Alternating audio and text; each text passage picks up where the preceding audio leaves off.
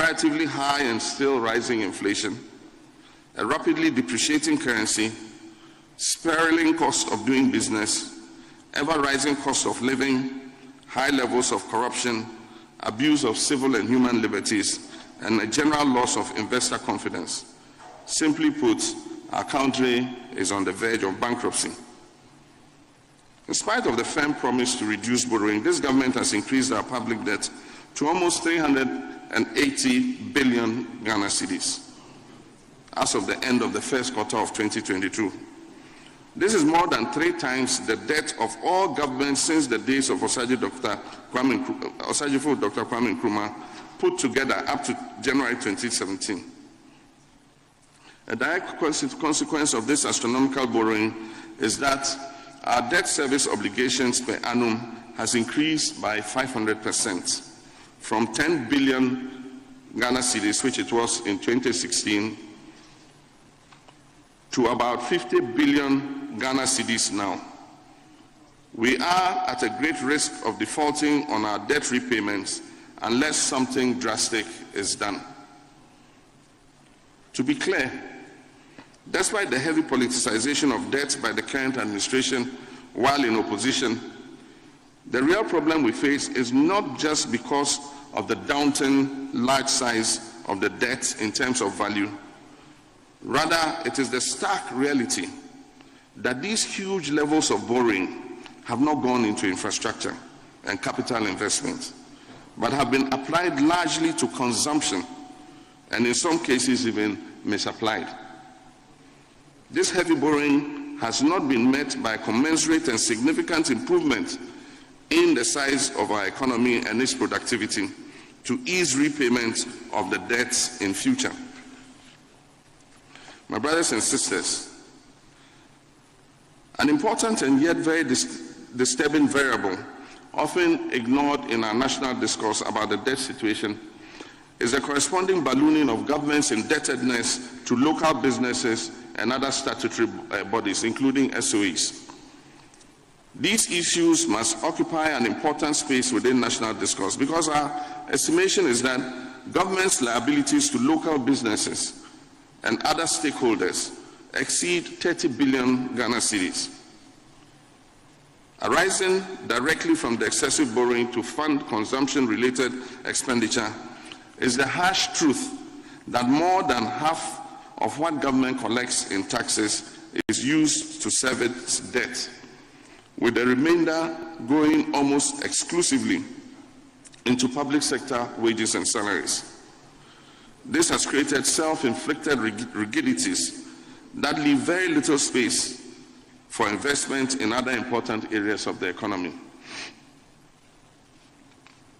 The effect of this is that government is unable to meet its spending obligations in the most critical sectors of the economy, on which the livelihoods of millions of our people depend. It is little wonder, therefore, that out of a total annual collection of 2.1 billion under the National Health Insurance Levy as at end of 2021, only 127 million Ghana cedis, which is about 6% of the amount, had been released to the authority. This is stifling the ability of healthcare providers in the private and public sector to provide adequate care for the mass of our people. My brothers and sisters, in the hands of a more responsible and prudent administration, the resources that have been available to this administration should have resulted in quantum leaps in the standard of living of Ghanaians, and we should have recorded major progress as a nation. After inheriting a stable economy that was programmed and poised for rapid growth from early 2017, this government has squandered its way into a ditch from which it has become impossible to emerge without imposing even deeper hardship and suffering on the Ghanaian people. The minimum expectation was that the NPP government will build on the strong foundation that had been bequeathed them and achieve incremental progress over what they met. They have instead carried out a demolition exercise of that foundation and left our economy in quicksand, sinking at an alarming rate. However, now we know that responsibility and prudence are not concepts that appear to be appreciated by this government. As we speak, the cash crunch arising out of the rigidities in the economy is having a devastating toll on almost all sectors of our national life. Let's take the education sector, for instance. At the basic level, capitation grants have been in arrears for nearly a year. Textbooks have not been supplied to basic school pupils for 3 straight years. All right, good afternoon to you wherever you are. This is the time, this is the hour. This is the Drive Time Show, and I will be your kinky driver OG, the microphone president. It's all about politics, and about politics kakra.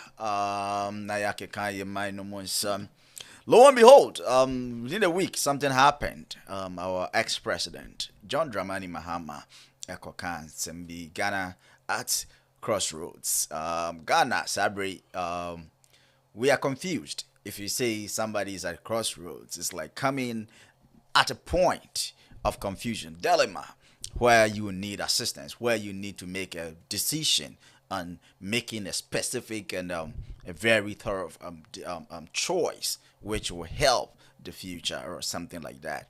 So he has spoken.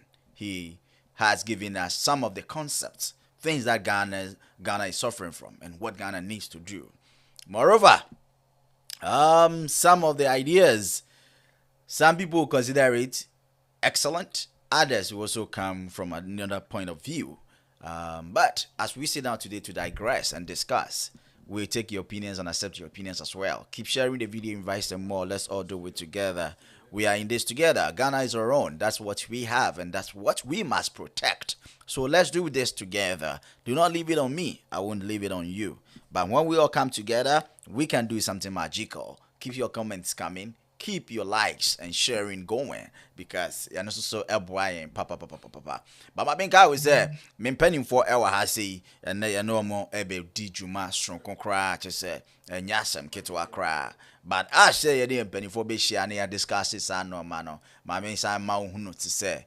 A banner say, ahoɔden abɛma ɛmɛma no bebree wɔ hɔ a mepakyɛw te sɛ ayi makra gyina hɔ ne yɛde yɛnhu baabi a yɛmfa wankasa wonkɔ adentia ɛfiri sɛ wokɔ akudu nso no o maska portale no mepakyɛw jump start no awie week a week. Sexual weakness is killing a lot of men right now, young and adults. So please, the solution is here. Yeah, my own pɛ ɛnkyɛ nkɔ akyiri koraa mepakyɛw power rock blue and white capsules no ewahasi na mepacho ade ba akopɛ na ohia sɛ woyɛ de kyira ne akwadwo de ohia sɛ obefa duru no na afa aduru no ba akopɛ mpo a ɛhɔ na abon sɛ o maska portile no mepacho o jump start no o jumbo chachodo no mepacho be man ho so na asase sɛ ebo adwuma kama mepacho power rock no spell no PAWA rock ROCK mepacho all together.com ukɔ pɛ o sabe kan ye powerrock.com o sabe kan duru nyina bi and I'll be to my friend number way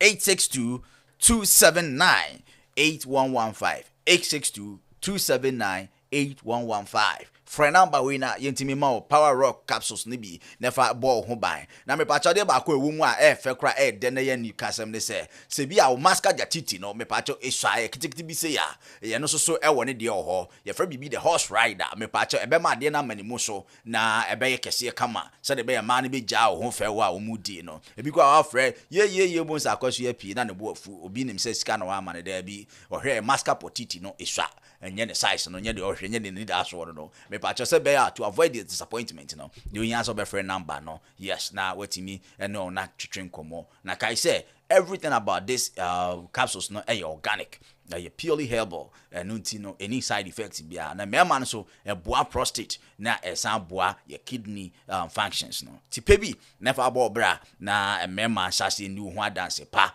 ma so nji untum kama yemfro mira na me pa che ya fro kwaku papa che se title no na wow Arcas organic mixture enku papa be ma skin no atoso me pa che atena Mother's Day ade ba ko aye dimidi hunu se we ye oba no ne color o color no say na esitie me pa che obi de purple ebi de ye chese black ebi so de no ye hunu the definition kra me show so person color no enya well meaning and definition and no an so binya Arcus organic mixture in papa be my skin no iodine I do the talking it let your skin do the talking o kana so wa posi so what no agya dem kakra wa chest atum me ba no an Arcus in papa me ba cha de ba ko obi hia so be ye ne so be free Arcus now no atwetwe enkomo nku no color bia de wom me am ye tuntum se me de wom kama me nya me de correct me pa cha black spot e wo wanim e wo nsa ho ana ba bia bra na ye benya wadru ama Arcus papa I don't know let your skin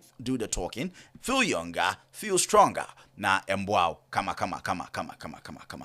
all right mame penny for akwaba kwasunu konso kra na afi yemfa nkomotwetwe no enhihye so mame ni kanko Alhaji Swari baba baba Swari onene me chief communicator serious senior communicator na chese ba NDC afemu dia ojane na so ne kwanso wo bobo no to atena che asamo aja me pa cho NDC serious communicator when it comes to New York City Hanadia yemfa no eni agrokra wo ye Boska Katiti me pa cho no issue power rock nto ojane na so ba me ma Alhaji Baba Swari Alhaji Akwaba ya na bibia boko de nyakopon ado ho ye de mesumi ho ye me ho nyesa are menua ne mankoyi ogana eno mankoyi ne mankoyi ilevi se wati ne ekoso ogana se banks rural banks aya bi ogana e pese dey make profit amanfo akosanlai ebe yo musika because ilevi no is a deputy finance minister what the oka was wa person dodge ilevi bia you will be prosecuted. It's all person dodge they say all person dodge they say a crime aba that all person dodge they say a crime I don't think that all bo be any so and all person will stop the same money so no tio yes say a kwai we ni nyina ye fa so what do I no yen twen fan say oh that be also old dodge there that means no what do why why impose tax on the citizenry almost money tax no we by force me they impose na nipa na use kwan a obefa so e dey protecting the sika kakra what be manner na OG very good na say we protect it yes now, if you are protecting you are not at fault but if you are dodging say to your tax now dodge tax a crime omunya obadwe say enye omo obligation ni sika ne kura no na wo aban wo pese wo betu no botom gi ni sika e o se wo odoje e na wo se me kwa kwachi da tum na we se kangaroo lifestyle no tio watua obika abaya tua obika mana ba betu abada ne mobile money wallet mu wo san watua tax ama abaya wie no wo san so to bibi 100 more than 100 cedis no was taxing 1.5 hey na nipa no be kra wo tutu no botom nipa ne tini baby aban tu no botom na wo doje a yesi e no nso ye be ba be chiw ti oji ne ma ekoso no na unim ka kire me dia ama mi wura ahukra ene me na me twike ba na me enra ya we na memo akwa enra debi enra ya enra ya dia magana ti se mesi afem nti wo ka che me se etisen no e wo se mitimi ka che wo se enye no chire enra be me sister wo nipa ofa car e free tafu eko hospital ko your friend say konfa nochi sika o tua na enra o koduru ya o tua 3 Ghana 20 pesos enra o koya yesi ayina increase by 20% ayakasi enra nko ya 2 transport fares move by 20%. Yeah. That I has thought been and then no more yes. Debbie started Enra. Enra Kwan started a 20% increment. I saw that think May 7. Debbie started Enra. TOG Ghana no asundwe ni ho. Then as increment. Say we a journalist so now kokan. Yes hey. Yakofa ngoma ye de be boatim. Sisia ama BBC. Your friend saying international rating agencies are rating say your media freedom are dropping Oji Kagada one kaya bet you are bold. The media freedom you are dropping from 30 to 60. Ghana crown or more cancer. Etiba unyin say media freedom. Your ranking you are dropping from to 60. Yeah, I drop it to 60. I think Kauti Ghana and Kauti Ghana and Kia Pai Uti. I did some checks on that. I think that the criteria used to the same criteria since 2002.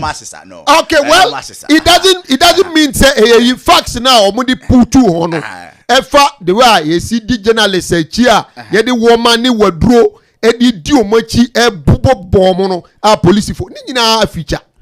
So what I say, you know, as the discussion goes on, no, you be ma tifu ati proye ni nsemu koso aban wo mu amagana say ye koka na unse binum ti se frank nom no ma ba betina ha no ma pe alternative facts binum 2024 muntimi mfasa anema no mfa be Ghana fo ani abre enya easy alaje na opinion no wan for 5 minutes but me that's it I mean come on Mr. Osu akwaba na me hwe de come Mr. Osu are you ready?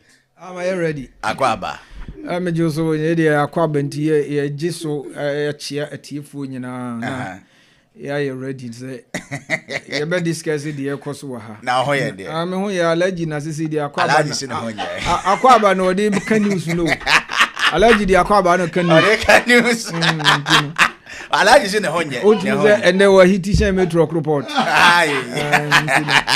yeah, but discuss Ghana ntini nyina wa ha ye hwe Ghana bi me ni andisi me ni MPP nti o mumie no nyina mtimi to ma obi a eti ene eya ma me hu discussion na wi ma me hu ba wi a obeto wa ba ko say ye to abasisi ya both party mum pe bubu fro megina mfimfini say kuya don ko na mudne beba na me nchusu between the three okay ana ko vikura me nchusu between the three but mumie na say in the national mumie no de nya de abeto am there be that me to mind this me to MPP me to Ghana ba me to ma eno eti ebi ana ye bewie no na mo say friends empo manifesto enti we manifesto any allergies manifesto na me hu de metro ama no enti we de ye hwe me da se chama wa ha de o papa okay wait I am Mr. Usu na also motin in Kano after the amekoi na the newly born chairman of NPP New York chapter na ye nua be ma ye ne no atifia ha na last week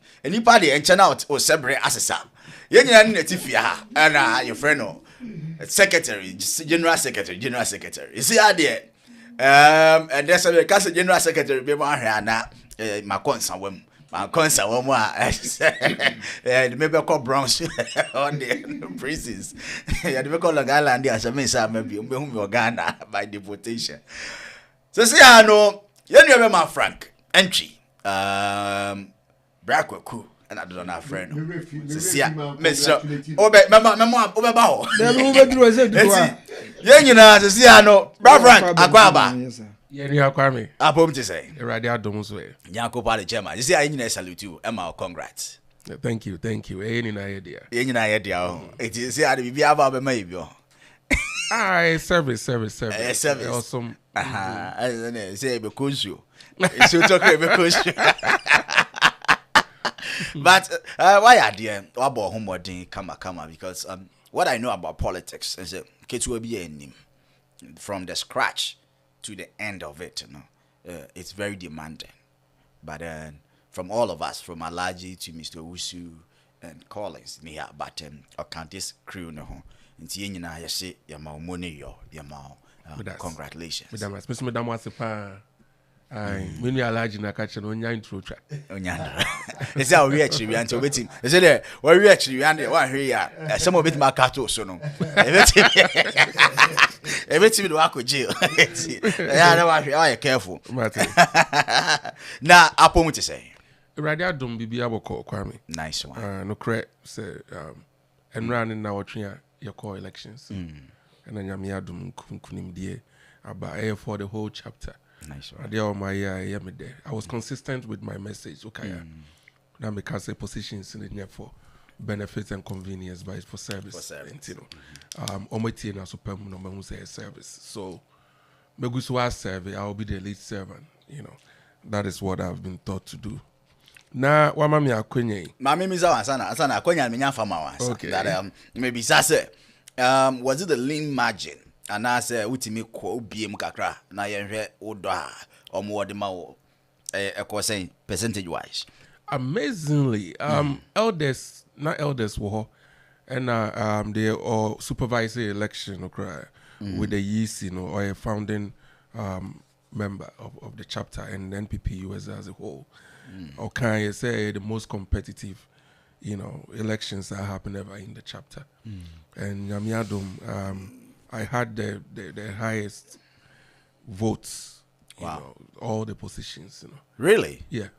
And you can imagine the confidence they've reposed in me, and I'll not let them down. They know I've been doing the thing already. Are you promising? Such General Secretary, the MSA training you more chance. Say we chairman now. We see now you kuni papa, you kuni unity and if you are sharing boings, so we share what you are promising.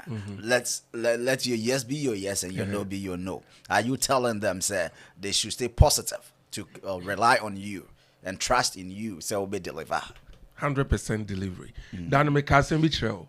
One said akwenya kra yes as a chapter, and it said unyo obi or yes secretary. Na osuye adwuma no ye na adwuma yi na or sign a basa degree any the end na e inshra. Because when you are experiencing here to steer the affairs of the chapter and I said the organization. And me da woman in say your best time be dia and can make that, peniphobias, but so mama akwenye is here there. Mami ma 2 minutes never hear opinion mami. Me that chapter members na say the bra mo dia mami me yom hwamo me da wings me elders they be me name penifo no nam ofutu na me de adwuma me da the past chairman Dr. Kwesi Champon was on the deputy vice bala me da the women's wing by Auntie Paulina to say or call branch yeah all the best yes obo adwuma pa obo me papa as secretary nice one yes me da Nasara the Germany me kra na me cause they be me kai obi anyi o cause kakra na me cause but see the ref me tena Madina Zongo na me cause but see our ref but say same ref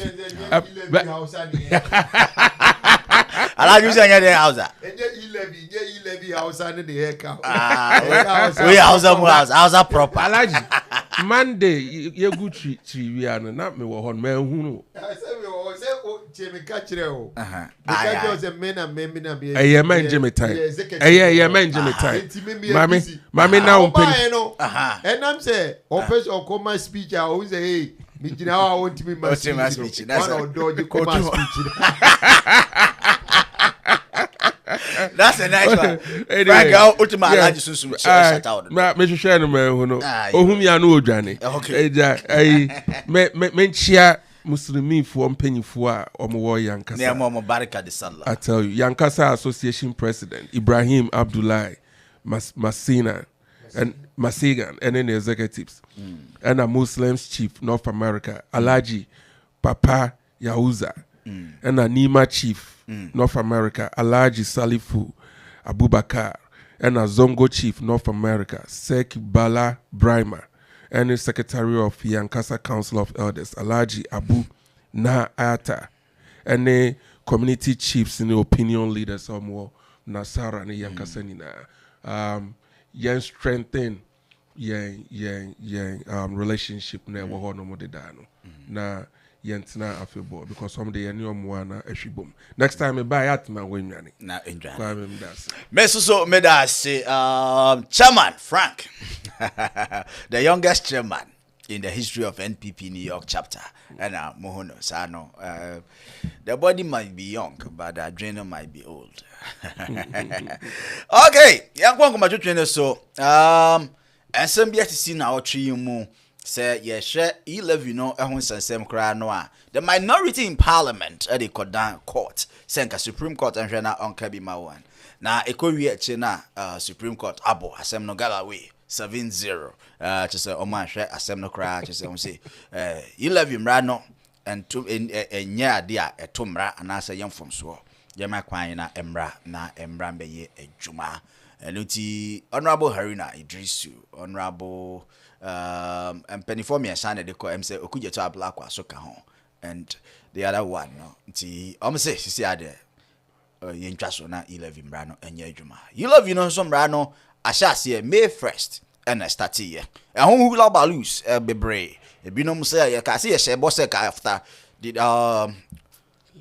$100 sorry embrace yet Ghana 100 cedis who answer and nka ye be deductions on the best start but people that even did something less than that had to suffer from the deductions and team penifo bebre actually said no ADINKRA say etimi ebasa who sense bebre but I think for now it has been restructured into CCR everything is on point as we speak.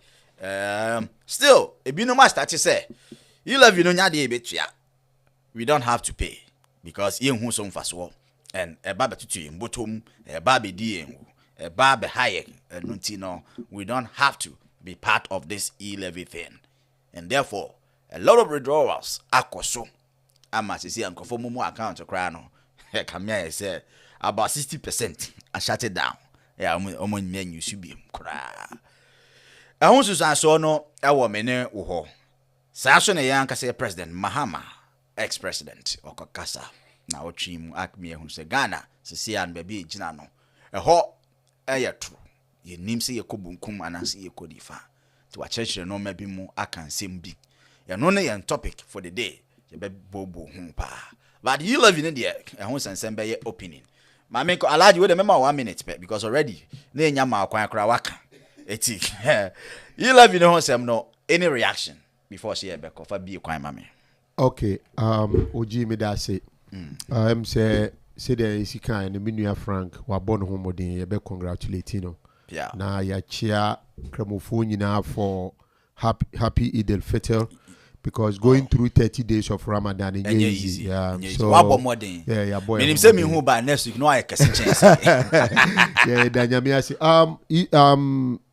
me person me bon compost street na me call E-levy ho nsem na ye ka no. Him say E-levy no say obekaya ye hu say ye kan ye NDC for say kwan a ban fa so di pass E-levy no illegal so ho na me che no. Enti the court say the wisi kan no but utie nsem na court ne kan na say obekaya dey na the case in the court me kan no ha say yeah the court just to see the inconsistencies of the court. Right. Your friend is saying court to Kroya not to have it withdrawn. The court is already a unanimous FC. It has lost its credibility. So what I say, Akufo-Addo killing institutions by the day. So what I say, enti ye ne enye one say case ni ye de court, but you see every single day no BBC ye de court no. NDC as a party ni ye ne de Ghana core constitutional rule mu. Right. Nti ye ka democracy ye ti asese aban bia. Enti ne ma Jomama etina akonya so a ye to aba eyi ni free akonya so yanku obia. Ye to aba no peacefully. But Akufo-Addo kon the second term ye ku nipa baako 8 e wo Ghana wanka ho hwe. Enti de mpeze mba oti ase ni se ye bibia ye ka aban amammu a ye bibia ye fa constitution so ene de ye. Enti omo fa so a omo ye illegal passing of the E-levy no ene ka say the court. Ye hwe ye expose the unanimous FC which is the Supreme Court to the people of Ghana. Na ma menchiro the inconsistencies na be for manusi because 1 minute pe. When him say court kroya jesi question case court electoral commission me chiro the inconsistencies. Yeah. Electoral commission jesi question case court Supreme Court. Court kroya ka kire say jesi question konko tenafie he should stop holding himself out as MP because until the case is determined meboana. Right. Enti interlocutory injunction now obi filing say they should stop restrain Jesse Kwesi from holding himself out as MP till say the final determination of the case in the happen no omo ka say onko tena fie abra ne nkrofo no ho a omo ni representation amene wo ka say but ya pass e-levy ya the e-levy ni court to say illegal court to say on to me and stop e-levy you know because so stop you Ghana be lose sika enti no yen koso nyi sika no de nyi sika no fato da say omo be determine case ni we na illegal a omo sika no minim kwa be fa so say oji wutua 10 cedis a minim kwa be fa so di sika abrel enti no court no Ghana court na nkasa no the inconsistencies in too much but minim say obi be ka say oh may compare electoral commission case with your friend say e-levy it is the same interlocutory injunction the same court so what you say and a reason along the same line until the line of reasoning no and America but as to whether say cases near the same and yet important right. But I'm trying to tell you the principle court no show ne expose no ho inconsistent no ma primary school kid kura no so person be Supreme Court judge o tina on the condo so be ti ne ko so aban we mu ne de enye fine me da say all right wait Alhaji Baba Sware Alhaji they say I'm remember about me can I 100 me am crash me Frankie my memory also na me read my comments to so na I mean your reaction your reaction per se but 2 minutes so obey mommy opening Nedi kind me person me react to assembly or can say nipa 80 be ewu and Kufuado na me nim say omu by what through what road accident and I say through electoral violence mama kasa minia Mr. What answer on there onim ni okeka onim ni okeka see no start to heckle me no I think that he's referring to the Techima South any incidents of violence okay Jane or platform why are there Frankie to ask your uncle I was a strategy or about it but heckle but because last time Bruno do political disturbances near Abba. Now, o can yama way na na medwen ho amentiase. I'm say Alhaji wan kasa Ghana politics say NPP NDC. Now ye pre to meaning ye metisi your Ghana. You are not really abreast with time. E was animano. O wa hanom na ya o kan say ne ya o kan. Na ye kan etutu asem. Ye kan etutu asem. Party bi o ye etutu asem. 2008 me na me wo hono bi akwetia. Near contested just 6 polling stations. Omoko says I'm fian kofobi from Tudu. They were just firing targeted shots. So only Makwetia, Baba Jama fie nim na no mujina. Akwetia line e Kumasi. No, Akwetia Eastern Region, Akwetia constituency. Okay. Just 6 polling stations are here contested. Amokra Molusu election away. They were firing. I'm a tuoka, madam for your friend Baba Ninsa. Me yadimi ra car trunk. And you Johnny if almost two a ball your friend is saying then nano hinto a driver a pine any you need see St. Thomas Hospital and you're twice so boy and wager a hotel be a friend or Janelle you don't know what you are talking about onim ni okeka what they are not on China Abomosu okazoka boys yeah I remember the name onim you see Abomosu I was there again I was there Train. Okay, Abobroshi. What do you pay Abobroshi? You tell me we are kete. And this time, you tell me we are kete to say the Janam. Abrani at Waba. Abra. It's the same. Disturbances. Okay, treponi. Yeah. So when you pay what trepon. Etino. Oh, baby, I don't know. Me fan tonche. Anything I medical can say. Who nimni okekan. Aya no per se. Or can't boom bam. I don't like that. I am a person won't assess who ye and sign of Abba can become a metia. So I don't know fact. Who name okay can me can asana me catch up kwame me now on the sea. Me cardia minimum. Who cardia who name another so boat trim now. Ebi on Yanko 11 Kwame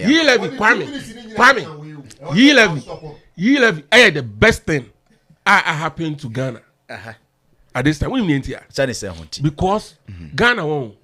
Yeah, the Omani shown sir. Economics on because Brana be manage the scarce resources. It's not in abundance. It's scarce. It's it's in Brana for unyansa ne unim dia ne wadwene. Bechre baby a yemfa baby nko yemfa baby to send be ya.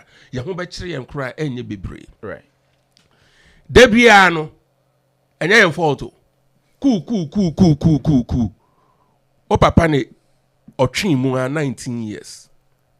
Jerry John Rawlings. Onu kra wentimi ankyere ade ba ko a oye 19 years. So the bia na finance minister bia na so aye. Oh yeah, just and develop and normal yeah. 19 years so je mu no de ba ye da no he obi enim je. So akwan akese bebre on. Enti no ede akwan kwa me mesre o ma me kama asem. And the Mississippi. So, oye, panelist. Oye, panelist. Brana betina. Debbie. Okay. That time, Yaka cram motorway. Yaka cram motorway. Aquan ben na near cable. Ghana. Oka cram motorway. Oka cram motorway. Now, wafa denta akoko for idia. Sa area or the mean. Unim. Ada me catch now. First class road. Ane work. Ghana. No. Kufone. From Adenta to Koforidia, one for the okay. And you know, the Biano na Abain Biar was why because he can't know so he it's also a development. So the Biano in capital market now Bob Bessian and a Bessian or can want me. A interest crew na bedu baby I drew.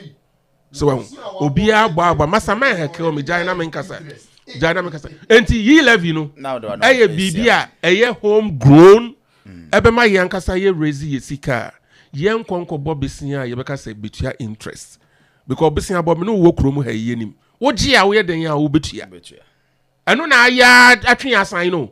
It is say aban bia timi atena say, hey, a kwan bia so. Yen ko enko Bobisia biem. Yen pe kwan ya be fa so aye be raise sika. Usi weti kwa pai. Na say sika no. E dey ande kra no se o de kwa koye. Wa kire no de kwa koye. Kwame, swagger baby asio. Ultimately stop it. Digitalization is like a moving bullet. You can't stop it. So say Ghana for any be. You live in any sika 1.5, 1%, 1.75 or whatever. I don't cry on me. Do you know what Ghanaians will pay for and they will be happy with? Okay. That level, you know, for comfort and luxury. Say uti ufie. Now we time with phone. Now we transact at the comfort of your couch.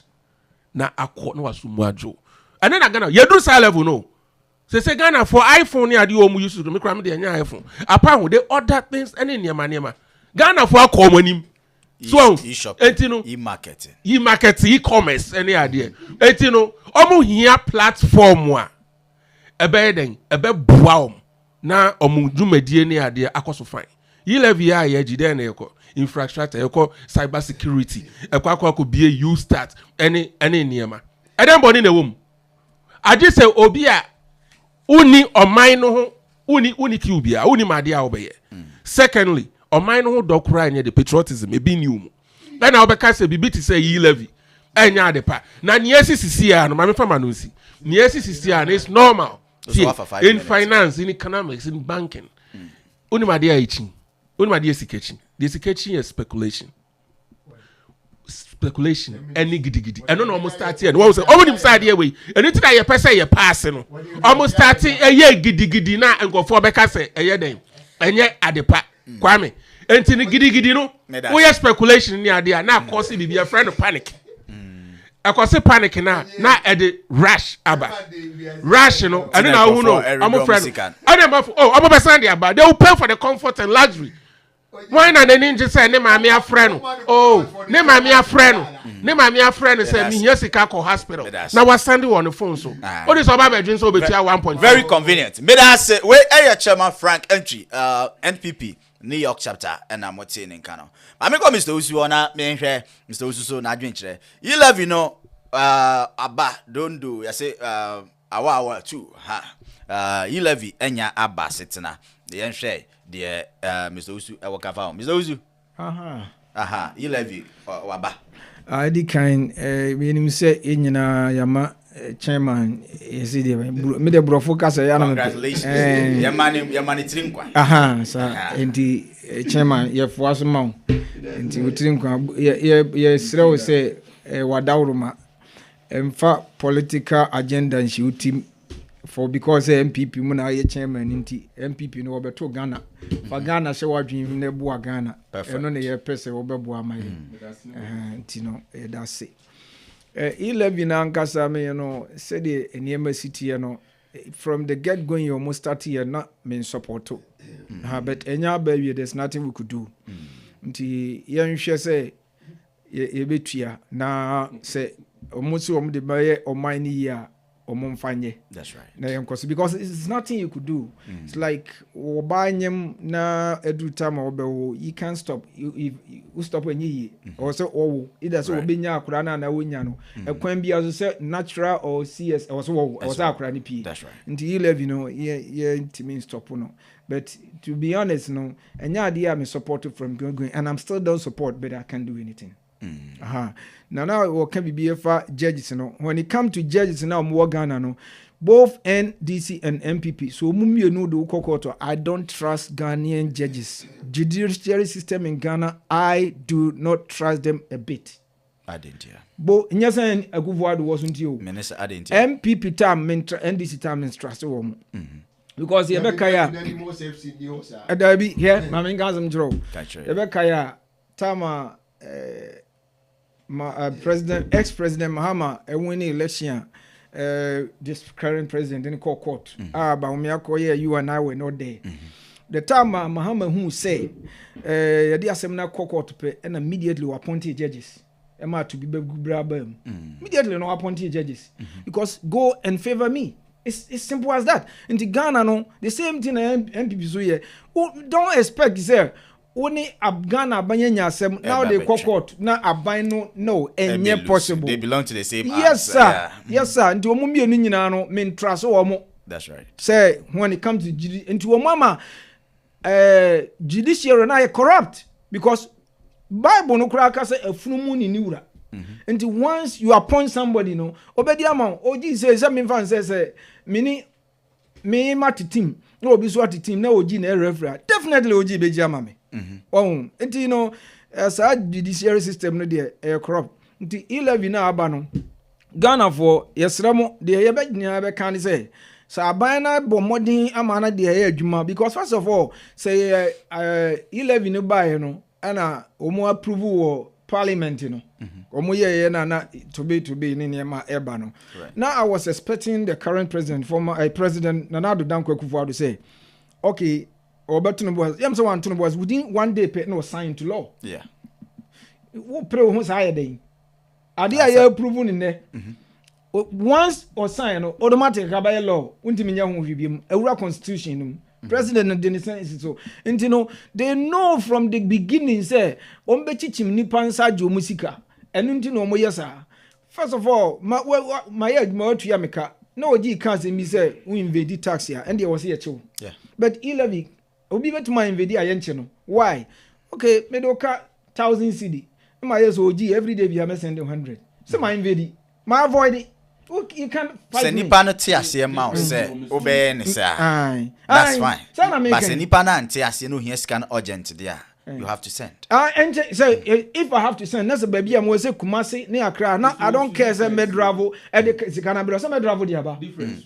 And you know, and no nya dia Ghana no. Abai bi betume hunu obi say who invade. Say who invade tax there too. But who try to avoid ilevia. I don't think so was here too. Oh yes, of course. Well. Yeah. Tax avoidance is allowed. And it's allowed. It's allowed. But I was here too. And I was here too. That's right. You go Kroma, you can't invade tax. Yeah. You go to jail. That's right. And you know, once you're Mudiabano, Magan and Ibian try and yes smart say, we a Momo agent into Obiaba and you try to help the person to invade tax. You get yourself into trouble. That's right. Into Obia and Nimbrano so now why any problem. Name the best government and say Matisse or say no they umbenya. I don't know. Artist minimum time our hey. I stand for to be Mr. This correct me because to err is human. Make my mistake. Matisse obi na catch maintain for mampanyina no anase bi say you say afei they will go ahead now my national cathedral no say we betima start aye ho adwuma no matters asem no enya 11 no enya 11 no de be manipa na dwen ko so say national cathedral ya bo to was enu ntina Christian country pushy say yen support yen potun nti sisi we ba nti nipa na no mum no wo ne critical brain analyzing ne masa ni nyina mu no nipa mfanto baabi na yen sere o mampanyin akufuado yakase yesere no kura na ye manitrima yende ye tax no oji is our money. That's right. E was so use sika no for the benefit of all the citizens in Ghana. Perfect. Ghana no me de minim katuda no kura me kura nko munyanko mo abubu atu atwene baabi. Dia me pesa me kyerɛ Ghana no enye only Accra. Ye wo bogo so ho, ye wo sahi. Omo centralize bibia ase nipa na ba ye crowded one cry ho. Nti sika na oba na 11 nye nkranfo nko na etua. Safifo betua bi. Da mangufo betua bi Ghana nyina. Nti so oji sika ni dia. The money should be utilized in the whole Ghana. Enye only Accra. Se ho nko anom dia ye. Na enye no so na ye besle MP fo no honorable nkufo no se omode beji S Gracia. Enti 1 minute now the mami no. Me de 11 no na me support to. Nanso anya ba nti yensom ne yenko. All right, you be also otherwise. Where I am Mr. Sina Motse Nkana. Sa edam hade oni nya dia onka. Wontina ultimate na se sa net here. Enti ne sa prepare. But before say be drink komo no. Me yekotie 1 or 2 bi mra. Maybe play video bi na yenyina just 2 minutes. Ye wia na ene nkomo twetwe no ahyase.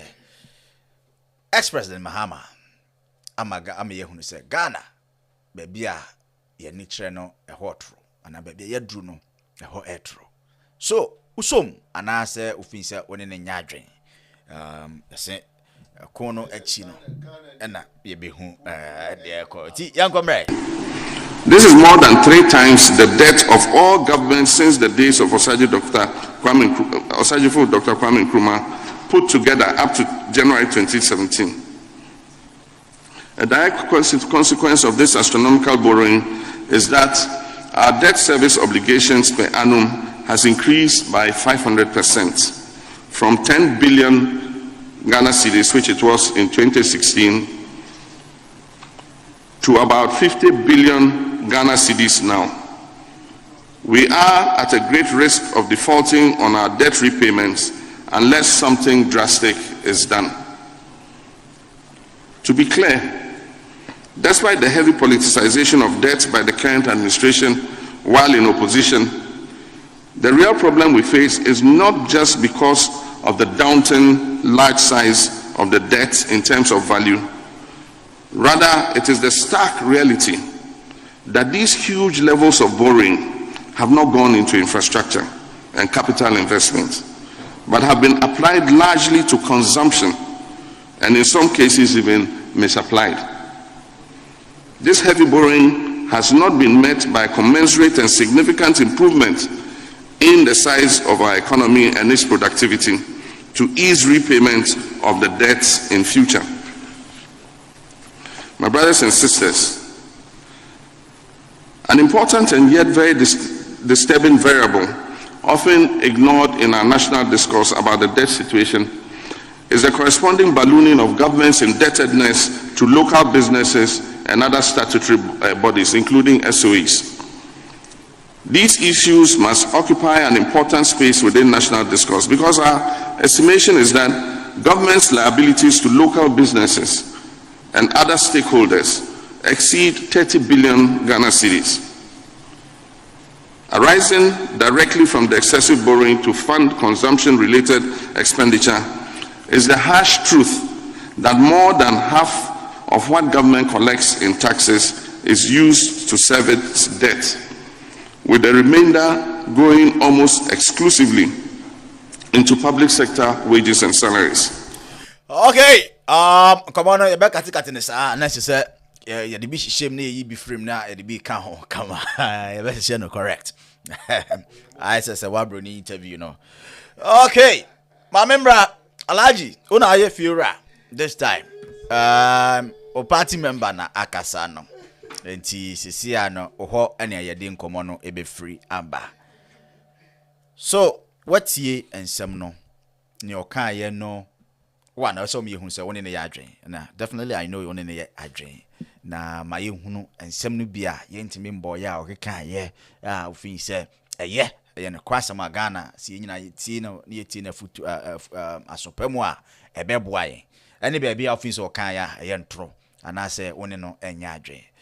I'll give you the next 10 minutes. Fire na yenko. Okay. James maybe 343. 344. Wamame 10 minutes. Yeah, 33. Nah, Sisia, we are on the way 324. Sisia. Yeah, 323. Okay, okay, but 30 minutes. All right, me that say Oji, no kreni nyame anim no. Answer na meba President Mama asem no so me use 1 minute. Na me responded to Assembly Aminua Frankan. Was it E-Levy the best thing to have ever happened to Ghana?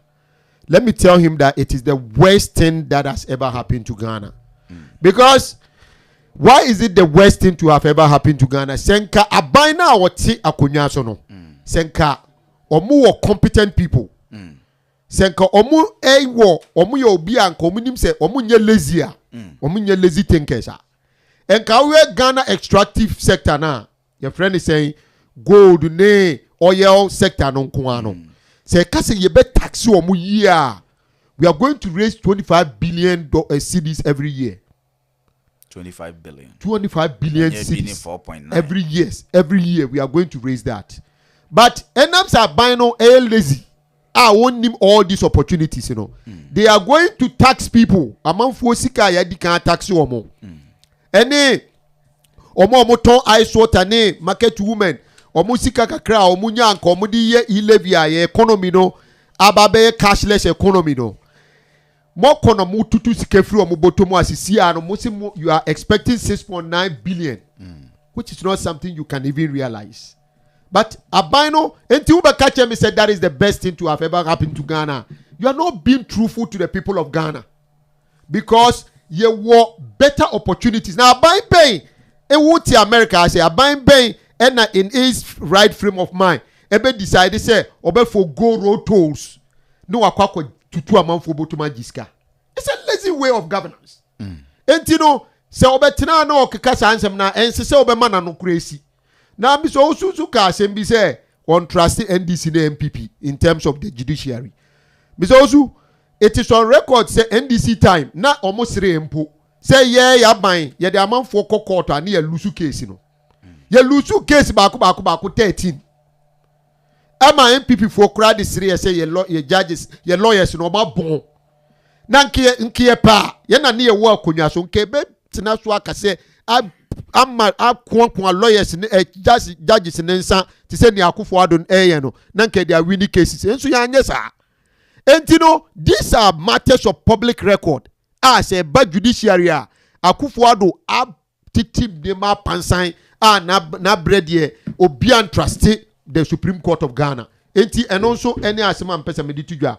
Now obi oji seme ba the main issue no so Ghana at crossroads. And someone President John Mahama ekokan. So person who how sophisticated John Mahama is or best starting his speech, you know, or the kind by the history of Ghana. Ye Fourth Republic, kwanya ye faso at the bar Fourth Republic, were leaning out at the my. O we eno obeka say. Sa progress na near making in this Fourth Republic, you know, near what the right trajectory. Ena Akufo-Addo buy no be make mouth-watering promises. Obey ye say, obey, he's going to transform Ghana.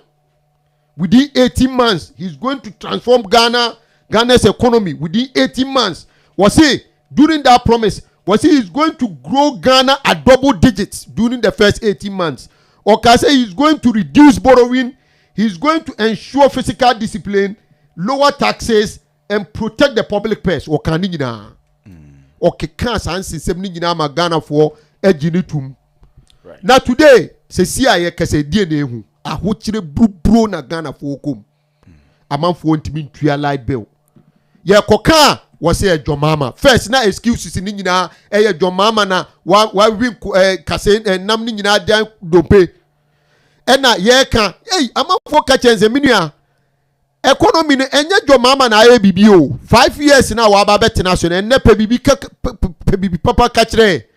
Yo Muana, Eja. COVID didn't hobai. Because I'm up for me who say, I'm Bambuna, I'm Akufu Adubuno. And throw what do montro what dada because usha chronism nepotism any your friends say corruption ad cheap abanum bebia usha your friend is saying media freedom asemi ayeke kurana imagine say senka jo mama tia konwa so na jo mama nuana ne wofa sebi akwako bie radio station tisa asase radio enka die ne besi ogana enso aban we betina akonwa so ni nyina asi ewo right under our faces ne yekoka nso a na omo spokespersons binum ti se Frank no mo apie no mo di watem on social media na yekoka nso a no mo the excuses e di aba na omo make insincere economic analysis e paint the picture amafo se omo ho kire omo wo say oh figure we kire say ena me according to you know we are better than this country eso amanfo ho kire omo countries na wo compare ho to omo no kura nso no they are better off eso na mo tiwo na mo cookie data ye wo between 2017 to 2020 ya ka kire omo say hey figures na mo dey ba on the economy no eye cook data it is creative accounting monka the right figures no mo see dey bi na COVID didn't know who be Gma omunya another excuse. Say hey, COVID. Na Oji, me pese wo check your friend is saying my joy online. My joy online, your friend is saying date na saying kra. Mame fama. Somewhere last year, World Bank country director Ghana. Opie kan sembi was it Ghana economy no. It was in distress even before COVID. Inti aban no stop say what the COVID excuses. Say crowd here say aban no ebe kasa omo say oh your friend is saying Russia and Ukraine war no kra e ka ho e na e de eyiaba na COVID ya asema ye ken COVID ba ye aban we sika ba aban we nsa IMF nko am $1 billion. First mo de mo se wura ye stabilization fund mo a stabilization fund a Jomama ebie ye visionary Jomama ebie ya wasi enfes kan tumu in case a crisis bi ba na de asolve no mo yi mu $200 million. Mo ko World Bank amamo first $430 million. Second tranche o ma sa amamo another 400 million. African Development Bank amamo $100 million. Mosanji Bank of Ghana so 20 billion Ghana cedis. Sa sika wenum nyina de na mode ye. Na ye kan ye ken kura no. Ansa na COVID beba no na aban wei and aban wei nko no na fuel prices are kosoro ya increase fuel prices by 40 times. Lorry fares ya increasing more than 20 times. Na your friend is saying yenko kan kura the worst of it all. Aban when they are buyer in the history of Ghana. Omo bobu siansi aban bia. Mo betina akonya so efri nkruma ekwa kosi nipa mo be take over from him Jomama. Now your public debt 122 billion. Say as of December 31st, Bank of Ghana reports are released here. Almost say a public debt 351 billion. And no Bank of Ghana decided say obe omo yi niema binum frimu enti the actual debt your friend is saying your public debt and the actual figure is supposed to be 362 billion. That is more than 3 times sika ombeto here. Ye koka omo say oh busia na Jomama G2 hono right 300 almost by 80 something billion no. Interest a omutua ohonko na ama ye public debt akosoro. Oji sa asem we Mr. Osu o principal wakɔgye principal within a period of 5 years saa sɛm wɔ mu ngyaagye atiefoɔ nso ngyaagye wagye bosia obi agye bosia 84 billion right within a period of 5 years no wo so wo interest a watua wɔ so nko abɛ 200 billion saa sɛm wɔ wokɔ ka kyerɛ wo woyɛ mathematics mene wasi ontua debt ni wie interest nko na wo tua wasi interest nko na wo tua wo so na sɛ bia no akofo ado ne nkrofo obu fi sɛ ye huru eni a ye huru free soro e de kofo anase ye dware a start free soro na say ye huru eni huru free soro form omu fi sɛ start ye the free form de kofo na manka ni ye mano na afo manka ni ye kra na ade ba ko a aban wei e de bono ho safo hene me de sɛ jomama expose wo mo education hotel na so de tema on betina akonwa so a ne ye ka mami bonus 1 minute okay tema on betina akonwa so a ye kan ye si we ka bibia o so free SHS ya ye eno se na ye omo idea o mo de bo omo asafo ni na wo hwe education sector the way aban we si say education sector ekwakoduru wo hwe basic level a 3 solid years ni textbooks I said the man kola wo school any ho there's no supply of textbooks for 3 solid years sa sema your mama can speech or man up to now won't respond to you because it is full of facts. That is the state of the nation. Capitation grant aduane a the man kola wo basic level capitation grant it is in arrears mame for mo feeding kola no must start complaining yan they say it has always been under this government no, under NDC government it has not been the case. I was a teacher before. Maybe uba SHS level sir your friend say release of funds to SHS free SHS adilema Charles heads of your friends a conference of heads of secondary schools right any not or my releasing statement and my government ultimatum say so on to me running program now onjai because omun to me na eno kura no free SHS na ye na kwaya free oji se wo hwa akola wo school a na akola ne de ne prospectus bro wo part o so tua e bru 1000 Ghana cedis e na kwaya free e bru 1000 Ghana nti mesa aba be hitisa issue of education we prospectus o to tradition de be prospectus niema provisions e wo so to ma akola na se wo say education ya no dia me no ya adwun ba bia mu but then if education is free na say me ba ko school na ma to aduane a onkonko di manual how does that no ya no dia ho dia me no nya adwun tie na say but there are certain things you don't have to add it to prospectus being it to say cleaning supplies school no be here me offers here be there the man almost 1800 saying cleaning surprise oh yes me listen about the me cousin me boss on tomra na say on first can school no or talk about the school needed and you only here or bar school no be eti ever be say to hand sanitizer bra na use wa me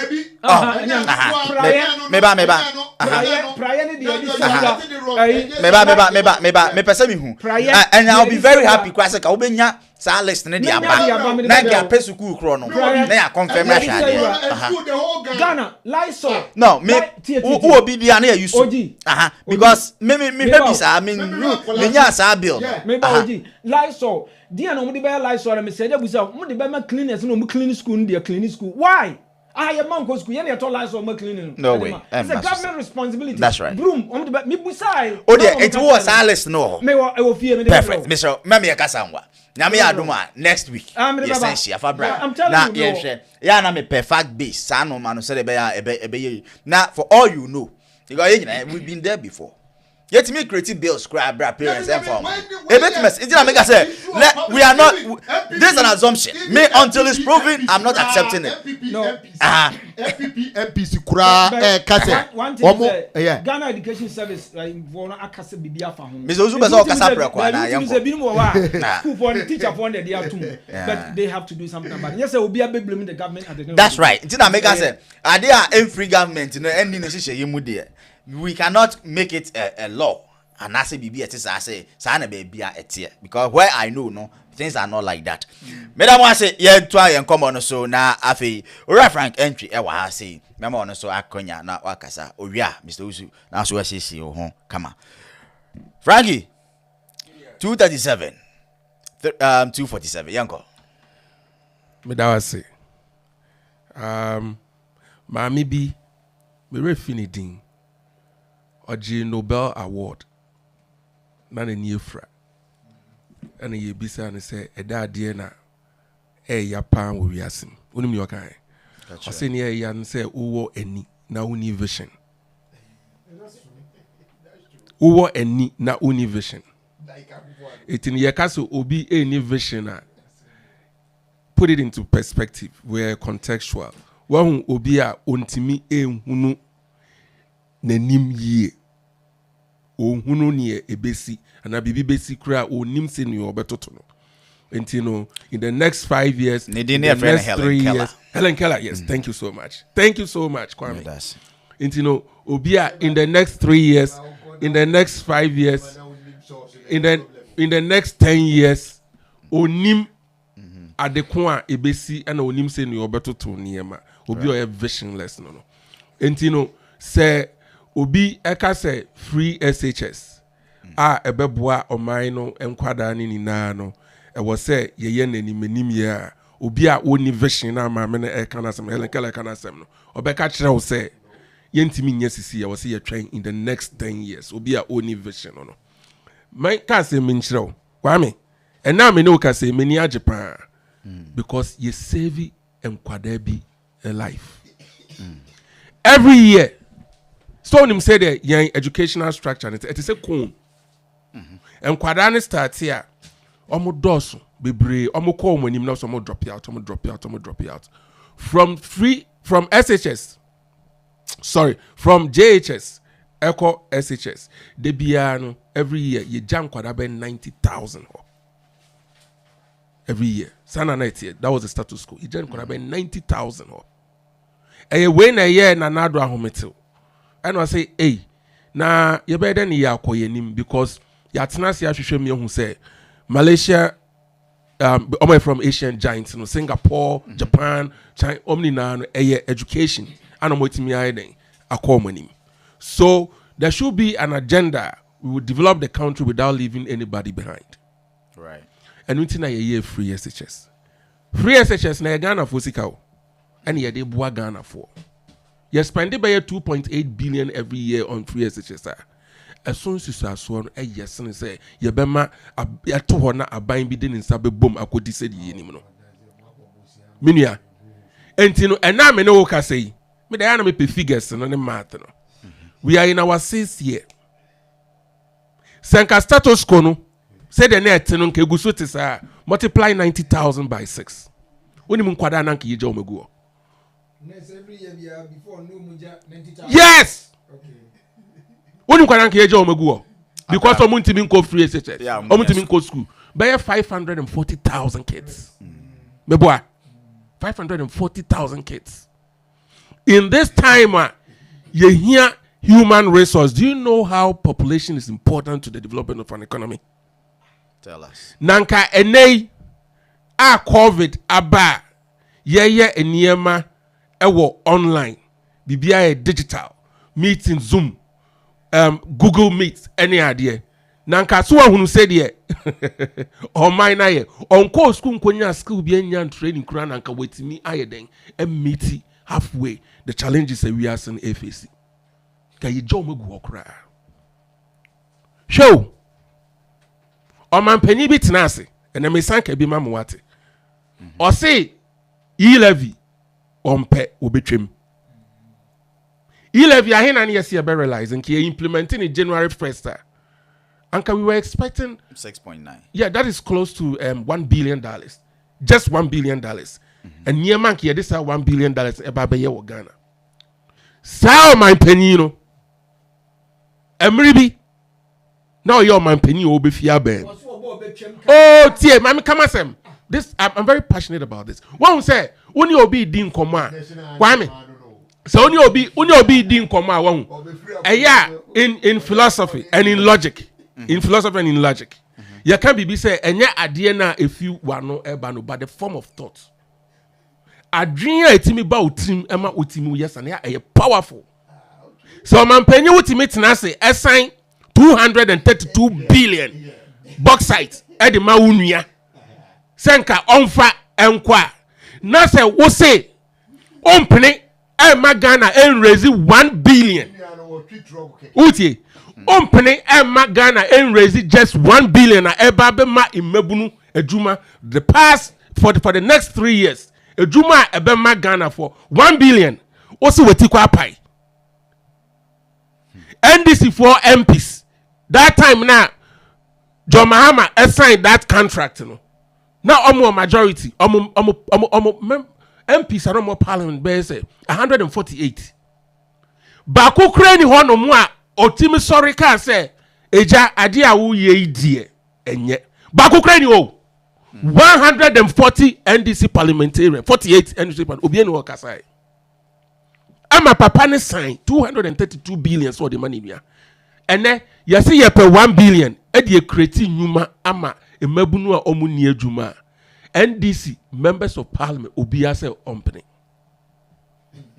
John Mahama so when ya kwenya betina so wo ba omompene because ebe ha Ghana na so nka 232 billion yadi mo obi de nka enu de yeden eye let's put this in perspective 232 billion na no na metina na mehwe na say hey papa o ye widini because say can won kwame says can 4 times Ghana's GDP 4 times right Ghana's GDP the value of our goods and services within Ghana 4 times it and also money now one contract or the money now and I me to na me san share Africa there's 54 countries so kwame so we Egypt now we South Africa now we Nigeria perfume ni aka ni na say sika na nka John Mahama di mani ya Ibrahim no so say African country bia GDP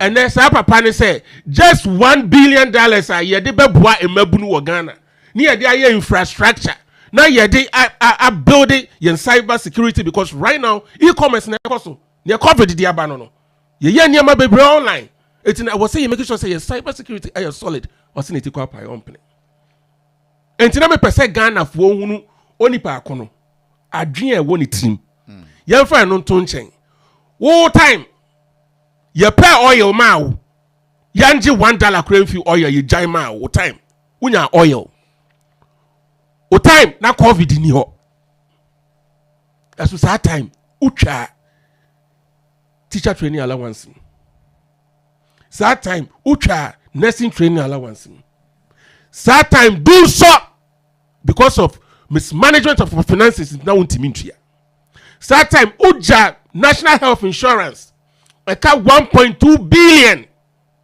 ato ho na COVID ni ho and then wa ba be ka say yakwa bobisia na ya invest in infrastructure so I'm say and na ya na no problem with John Mahama.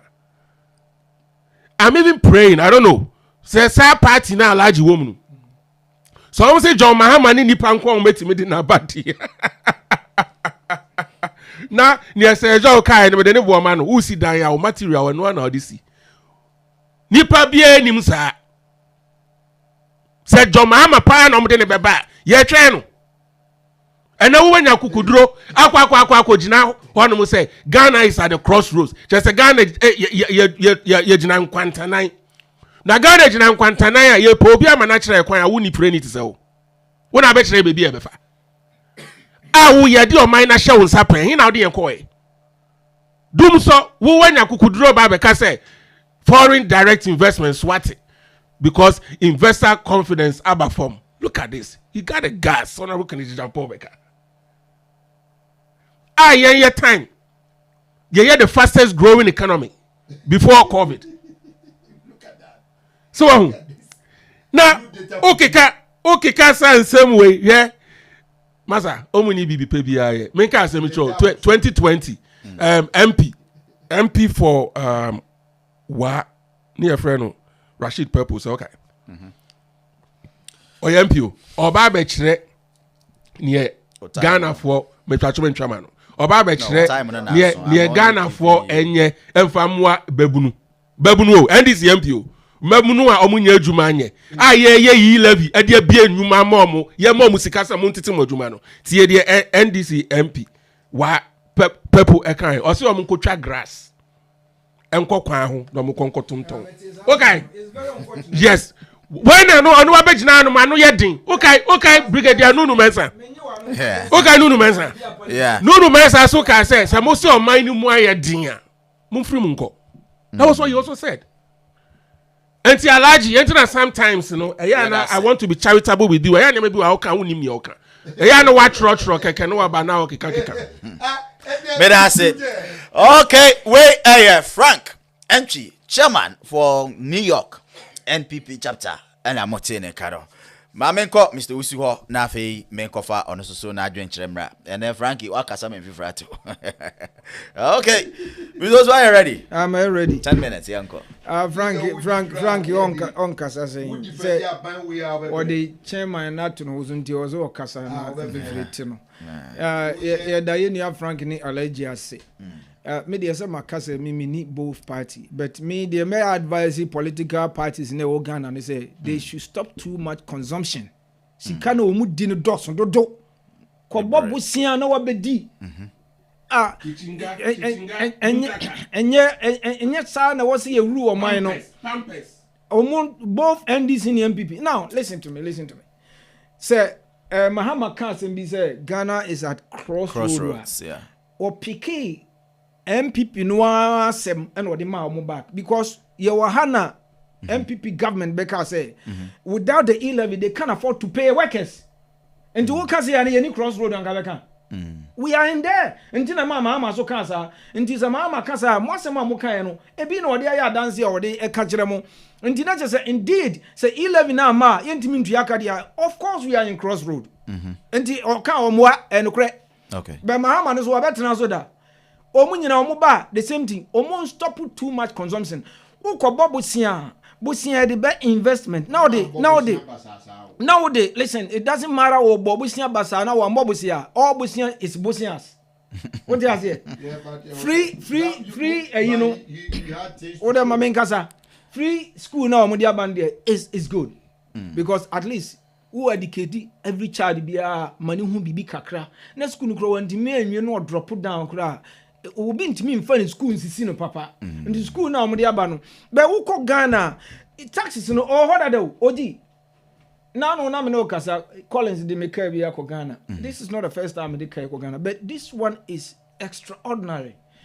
Taxes ni niema egusu no me mo check car no de mame ana me di information bi bia akọ no mo check no mame price. Surprise say na mean say Ghana there every here and there be okoto ade na chena boko na atum right and occurrence the car ni see edru a week earlier than expected and the nature say car no duru ye no ye sign course ye kotu ya no duty niema asen abeto so extra 120 million what's it how taxes network charge net corona tax in kwa 2 corona tax back here network COVID-19 tax back here corona health taxes and a Ghana education tax one district one factory tax ni nyina wom me see me send there every me phone send the bread me na me share there because see and matua me coming this can be a kwa matua but what I'm saying is that we are paying the taxes already so why e-levy all these taxes here what do you know ya will be wa ECOWAS and Sana African Union taxes.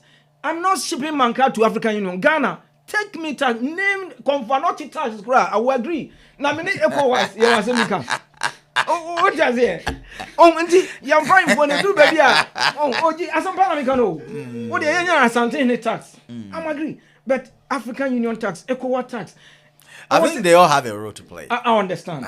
But more tax in the at the same time, market women pay tomato na otua taxes. Obi ko toilet kura or top paper otua taxes. Now osan the tax be guya so sa na ye burden. Wait, not for ex-president Mahama say obo betwem. No, we don't trust him so obo betwem. And na ye kura ye expect so betwem. Oba no so betwem No. Oba no so betwem. One chire ya de kura de be replace no. Any baby obenya sika no a. Wo de be ye say e ba say na do aban me ba ebasa na do aban ya o hoi yamfa ne say wogigi 11 ana wode start project A ena woko eno nko an project yamfa say project A e bia eno nko wode yi kwan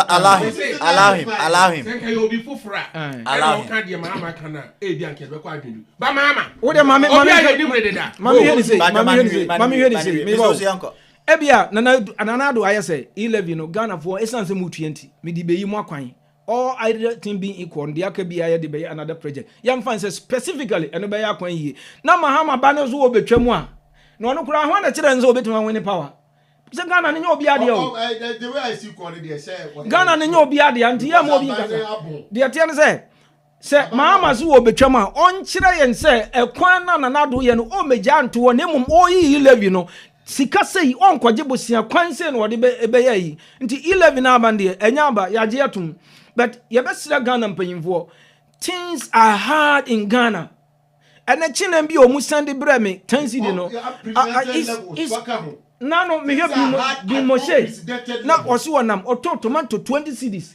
na me visa oboa enno me ne sister akasa osi tomato no ba ku sei 5 cedi tomato ba ku untimi fa nya nkwa enti no de ye pesa aban ne ye ne say de apasa aban ne ye say every country bia you don't consume what you eat and you don't produce what you eat no and whatever no vice versa no sana we say ba you invest more in farming business ma emrantie na nyinyi akuadwuma ho se de etimi kɔ Burkina Faso okɔkra tomato no omusu betuma abaye ho abeto jene na ye de bia ye kɔtɔ de ebedi a we are not going anywhere ebeduru baby ye sika ni nyina no bɛkɔ akɔya busia ye ntimi nya bi mfa nhwe nkure ya omukɔ school free ye no ebe hadin nti abman bi obeba ye start from now nanado se wo tie mi wo ne waban any subsequent government ebeba no omumo modern say Ghana your forest ye wo bibia ye modern hwɛ nipa se kom de o na oni atade ye sha de hin de tim ku nipa ekom boden ni nam sebe on sha atade wo hu se bia ne da form akom de ne ye fun ofa didi nya so obewu nipa nya didi wi a woni problem kasi bia biem de aka bia ye let me find my way out there na mi hu se niam be work out ekom ya de a edin enti se aduane bo be ye den Ghana ne ye kra aduane ye sika ebenya ye de kra China emo na no me ye researches unim the highest commodity aduane mo the second highest cassava apart from the ba ku edi kan no me refi emo kra na last emu na ye last no kra ntimi produce ye kra fi China still ye kra cassava fi Egypt and China okoka ye starch adenti ne ye wasase na osu manchefie obetuma kotu ho no de banchi ahye ho ama banchi na bo na ye ti Ghana say ye kra banchi and starch China. Is it because we have neglected our foundation na nanum gina so a omudi bo man say aduane ene ye de build nipa akuadwuma no aban ne manani nkoso because kuani bi beba betena ho wa ye juma na yesi obi de opuni betena so yesi wona ye koko ho hisika odi ye kuani bi oti ba bi sika no waje adi because wako no school ntino kuani bi beba betena so oko afinish yesi wona ye the highest deben farmer best farmer award ni akoma no bicycle na menkase MP ndravo ka papa o ni ama MP bosi asaje kwato V8 no abekra free hako ye nkasa mu sisa ka makua fom but mu make sure say banchi na mu kra free China no mu betimi aye storage wo Ghana for storing cassava storing abrobe this and that na mama kuafo no ani age kromo aye woni ema biti say full stamp no okwa ya maun wig se fakɔji aduane enti ne kuani na aduane no ensai fisa aban nipa bi omo ya vulnerable omo ntimi afford 1 square meal a day enti wo be help omo se omo so be kokuani ni ho na omo akɔji aduane adi enti se kuani ni banche ne be se no wa save aban be ma obi abedidi na nka banche ne kuani no ebe se obeto agu no ebi anko beto 10 cedi ebe se obeto agu ntini wo aban no wo man 5 cedi na wa ma obi abeji akodi it helps everywhere. Ni nyina beboa mumma ntotoye no nya very good na munya ise mudi amokoji sikana yakoje no yebedi I mean ya nyi sika mfanya sa ebiem allergic kan bibi se Say Nanado, OG tax, OG yeah, panicho, he should bring the toll back. Because now no me share truck be a alodunia. Nef say Yeah, man, who's that? before your coin so without paying nothing. Why? Oh, it's hard. Me kwade me baby a hami woto sem no ye say foreign cars na nam ye kwan no mu kra na o mo say ntia no. Yes, either foreign car. Kroma ha say utua insurance to nyina wo.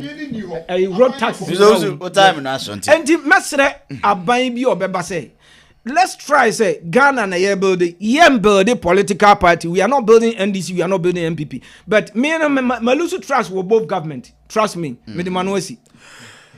Meda say wait Mr. Owusu and I'm in Kano or say nano SC nano SC ne so de na just say SC na just say ya cover CC na afi ye be ba me nye na me ton ade ketewa bi emra CC nti ye ba na ya toa twumadi no eso kama na just bibia akoso ne kwan so umremra mesa problem bi wo ho ana me munemu na say edu anajo ana woda ho te se timba ofu se eno na mepewa hu me mfefo ho sepo anajo na ade achi a woyi hwemawo no me de meyi bie enye wa hu akua kan akoma to yam na nya se de mepe me ho ano no enu nti ani maduedue mu a akopa me hawya no aduro yi me de ma me nhwe amazing blue white eni anu na me call salon na madam fi edu ho dance ye o se ni kunu numbi na nya asem ketwa kra esan so kra boa obema no prostrate eni ni kidney amazing blue white capsules eni se oba nanka se di ho adanse no wen so aye horizontal rod capsules emakwaku mensa no aye kese na egina so kyereben ema wutimi de boadwuma media kyere wen so aye power rock pills ema berima gina so kyere ena ema petre yo ni nyina etuatwa mekira premature ejaculation enti aduro ni miensanie aye 3 mosquitoes wankasa wo hwa wo hawo a watchu so de ebe kwama wo eni afa die mani be ji wo fi hankasa na anije sam ne se enu yi nyina aye heba enu nti eni side effect bia mira na enu pase die yebenya bia to wo he enu ani se wo be ko powerrock.com powerrock PAWAROCK.com anasa wo be frɛ +186 227 98115 powerrock.com ye damase yanso ye bete denne.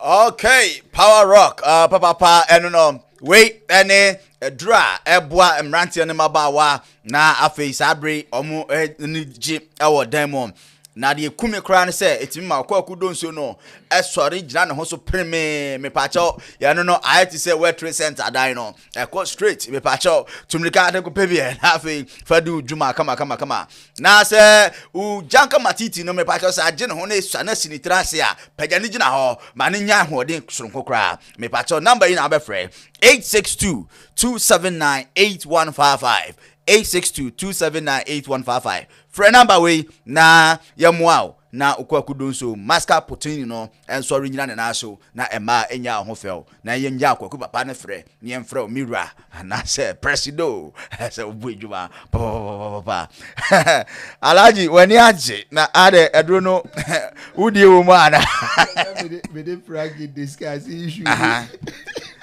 more discuss bibio no because I say ye dro original yeah we analysis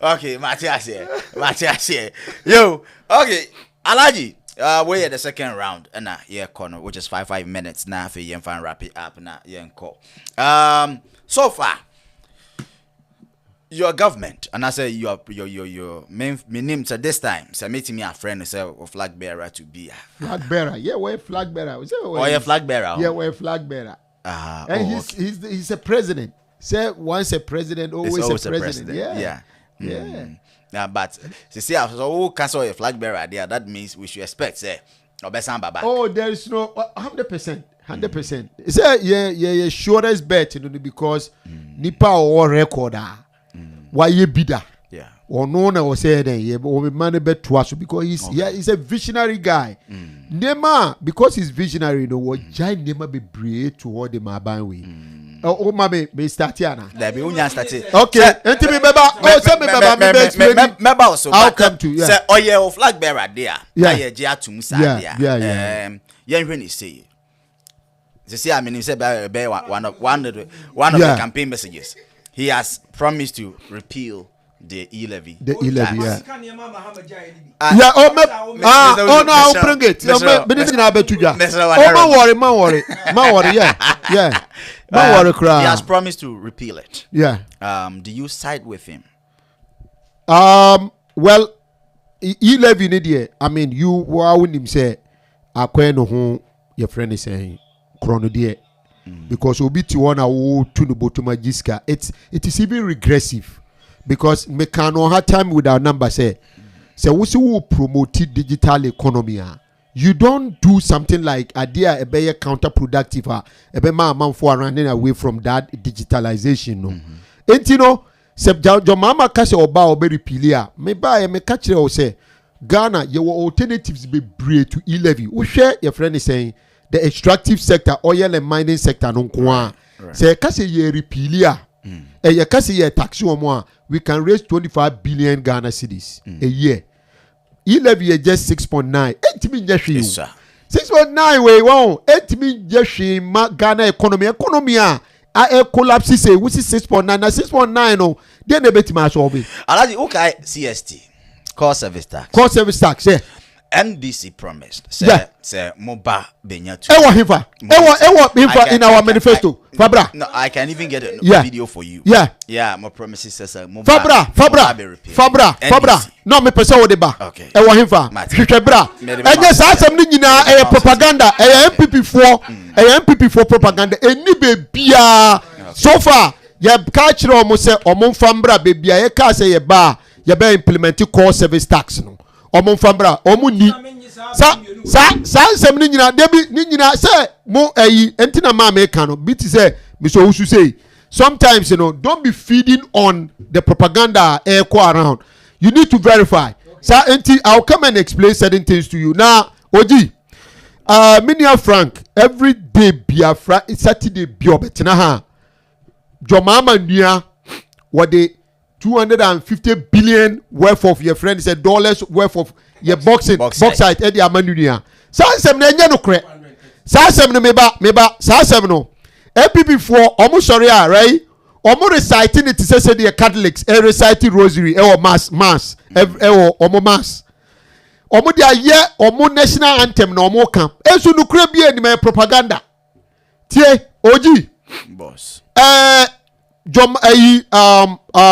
Ibrahim Mama propaganda MPP for tia na tama na Mama ye president no edi na tabi bibia obebie your friend is saying cement factory dem praises in Oman farmer no the same person no right or company a friend a firm mining firm my friend Exim Cubic a Ghanaian own firm one one firm no wabie enye Ghana nkwa na operate o Sierra Leone any Liberia unim say bauxite wo ho enti ono as Ghanaian no ena ne boni awaye nyina say we president mia but this is somebody I know in business before kra ne bra be president o and I say ne bra kra be the vice president what the company is in Exim Cubic ena ye de nyina your friend is saying bauxite edit to her omu go through tendering obiambra foreign firm obiamfa ni profile embra embe apply ena wono Ghana ni na winning contract no MPP buyer you say hey because we are president nuanti no president Eddie 75% of your bauxite concession the amount in yeah no there is no conflict of interest here because he is a Ghanaian. No, that is what they would think. But where are the facts? Because you say a conflict of interest, and as I say, bibi illegal. I was saying jailino. I was saying MPP for a jailino. Now MPP for crowd did ya omoye no opposition. Eka say omoba power ombe jeli NDC for say oma wia nema ye say no. Enen ebe sinne. Omudi matiamidu baya mandia matiamidu be hu say omokra no omo ya kronfo si obia. What the betu was a president no cry mother serpent of corruption no. And then you Ghana for eji omudi and I say binum ji omudi no. Because Ghana for their crowd they are disappointed in them. majority. Na inti saa asem no Minia Frank, I'm setting the record straight. Say enya no kre. Say President John Mahama asheda ena wakwakoye kanana asisa your friends say Ghana 75% of our bauxite concession e di amani nua. Saa asem no wo kan ye. So person wu nipa na nko person di Ghana nya ewia Ghana sika ena ya Akufo-Addo because na nko person wo use your box your gold royalties e di ma na busuafo Ajapo deal. John Mahama kan ho asem. Ajabone deal. So what I say, Senkenye NDC parliamentary caucus. And sorry ya. E komu wiai. E no ne the real TV. Na your friend say sa asem no. Misrani say and akwakwe the national anthem no onhwe no onja. Na aban mismanagement of the economy. Meba aban mismanagement of the economy. Eni bi na me de ba betudwa.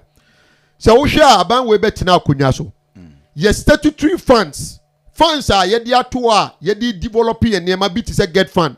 Wo ma mortgage emu 10 billion cedis. E de akwakwagye, wo de akosi awowa e de agye abosia. Eti we a aban no ntimi nya hwe because get fund ntimi nya hwe because sika na every get fund mu no yedi akosi awowa e de agye bosia.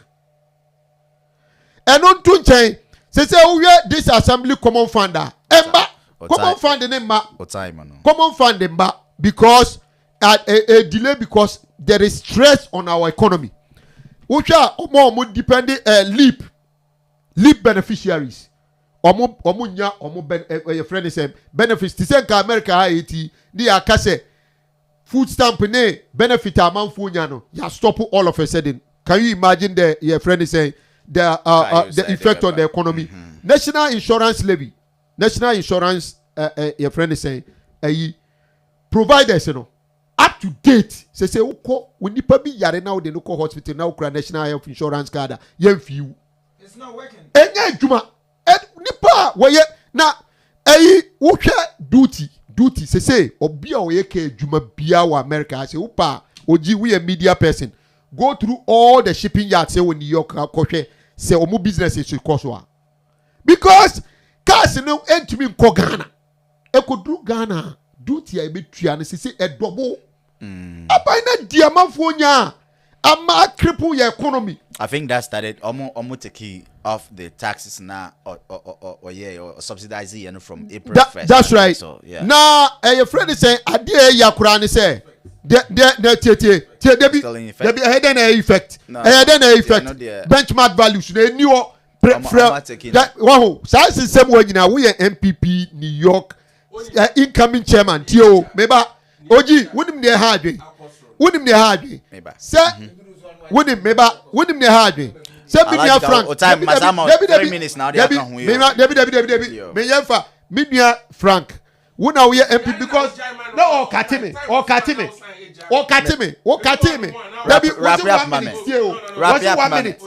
What's 1 minute now? Katimia, in 30 seconds. No, Oji, a bind way at the to the extent says Siano. International credit rating agencies begin to say Fitch, Moody's. Your friend say S&P near the day. Woma rated the lowest in the history of our economy. Say Siano Ghana investors there is who say last January it is estimated about $200 million in capital flight and a free Ghana among for investors withdraw mu esika free economy mu. Uya and the man recently exchange rate depreciation na cost. Yes, because investors say almost sure some investing in our economy. Now Sadia Baumia the bond who suffer hene say or no bar or be stabilize the exchange rate amaya see the dollar or be mana destabilize no. Now say near kukoso approve say akwano were incompetent. Sadi money nyina and a and ama aban way. Medase. Yeah, that's it. Medase. Sunday okay, you want her doom so crass aba. Alhaji Baba Swari, the senior communicator for NDC New York more than the chapter. So, and this in New York, a branch, yeah, and Motin and Kano, yeah, senior communicator, Charlie Oboa, Bassay and communication. Say and trust, say and no cry, Ning how Kamboom na, I come, na, just say politicians over. When you oh, yeah, do I dream with the aggressive here? Okay, big one to you, Mercy Christabel inside Ohio. Thank you for watching and keep the comments coming. So I saw that but your honorables of the honorables, honorable Michiao, papa, Oshayen, come. Carlos, Medasi, Bebre, Kosoana Shayen, na 80, now move from comments, no, and so Embra, Nequas. I request organic mixture. I can hone near the Jumedi way, Ebra war, Sarah, so, and I war, the power rock, Sabri, a papa, SG, and Rantier, brass, ye actually, we, na ye di east, we, that is a dry edge, Rantier, a free one, Mario home, about your dree, a young one, Juma, a boy, Juma, come, wait. Now, what you prepare will be home results. Now, what you just within a week will be home results. But baby, sorry, not ever wow. ACC on them, she's more than not just a mouth, young blood. Now they are there. Come on. Yo! Frankie, young God, the next 5 minutes. I mean, read the idea, Vincho. Me too. Supreme Court decision. Where is Supreme Court? Supreme Court now 2012. Your call SA and T and what's here. You were on the face of the pink sheets. The same institution now. Almost say, more winning election. That's a more intimate answer. I Jima John Mahaman. The same Supreme Court. It's the same kind on Ibrahim Mahamane. Bauxite and Kamudi Ghana. The Supreme Court, in its decision, which was read by Justice Mafosar, held that the grant of 3 mining leases in favor of Exxon Cubic was in violation of the Constitution and Section 12 of the Minerals and Mining Act, Act 703, and therefore declared them invalid, void, and of no effect for failure to comply with mandatory statutory provisions of the Minerals and Mining Act and Article 268 of the 1992 Constitution. Oh, sir. So I'm going to say, Kwame, my baby, how much here? I say, for failure to comply with mandatory statutory provisions of the Minerals and Mining Act and Article 268 of the 1992 Constitution. For failure, what's a compliance? Yeah. Say obi and comply with something. If you fail to do. Yes, not as a person say bibi wo honti obetima eden abatra compliance no. Because ne brother a president. It's simple. Oh, so near Emrebia, and specifically like that. But then Emrebia, no, there's a clause. Let me try. Emrebia, there's a clause with Kwame. One say President Obama can or say the best rest with the president. Ghana cried yeah, the executive powers in now as a president inside. Right. Until the moment yeah, they ever to win him. Now obeshe. Now one make sure say only pa kono compliance ni ade bia akọ fine na say sign. Imagine saying or sign at the man 3 leases worth $232 billion. And anka MPP for say where you could DH one hand on Makoka say a vendetta, a witch hunting near the Indian German inquire. One was saying compliance was sidelining. And any brothers were heading assign. And the Supreme Court now 2024 no Osi no president on one of Sanka say Massa Yampne Mount. Okay. It is invalid and void. Say any way. Say or sign Basse Ghana for Masaya baby. Moma me kwai na me sam bedi muswa. I don't think say ene Ghana yetimi de enkwada be 1.2 million because of free education. Omo call me. Etimi adwin analyze eniema ebeka say John Mahama ye de na baby mu da. No, ensi da. we will continue to protect the government purse. Yeah, Mobi to say John Mahama Emba. Mami Sama another one. Of course. Let me prove. One time now, yeah, a national identification authority. Umusika budget we use just about 40% of that. 40% of that. Any year, Juman. Rich Hospital, the same thing.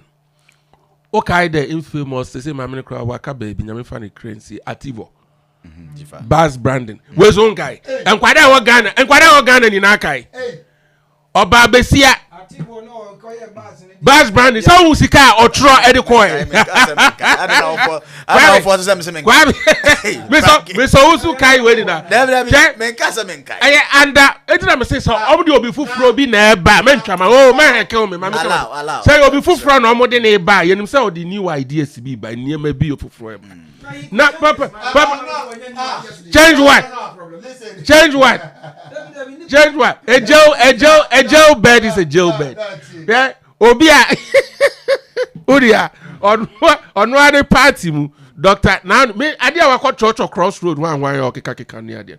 Meaning say Dr. Kwamna Dufo ahoto project no ene na daisy na ebrum na ni so. Etine e was say Otimi ebeki kanyema bi to say there our knowledge about governance to say there onim sene obetimi akra hwe kwame anyama atu Ghana na say atu wiase ni na obi esu no senka Mahama ena ewo so aka by this time Ghana won akan kofo ton rem because papa no wa ho no no na covid crane ho na o jig oil sika papa no eno kra oso ontimi training oso ontimi training allowance that time no oso ontimi teacher training allowance that time asem we dey make ya pem pint na na person we dey albatross so ko twem Frank menu e bi agro me fi alaji so kwabe etiro ade amakan ya kira usesi ai eye ekwan a MPP for fast wa save Ghana enya sa anka wahu ade a ode kwa ekokoma ninua na me ka asem bi me sa ka biem ne brother na me shira no wetime bie company fan ya eboa fan kofo na me expect say nko be bia ade do so time no that me so say anka be bie that time because that no nyanya sika let's can nebu na we fi so okay we no mugu merchant bank okay we no mugu merchant bank so okay ya okay okay etino onya sika enye one try do so time universal merchant bank so no enwa me so su oni uniama ono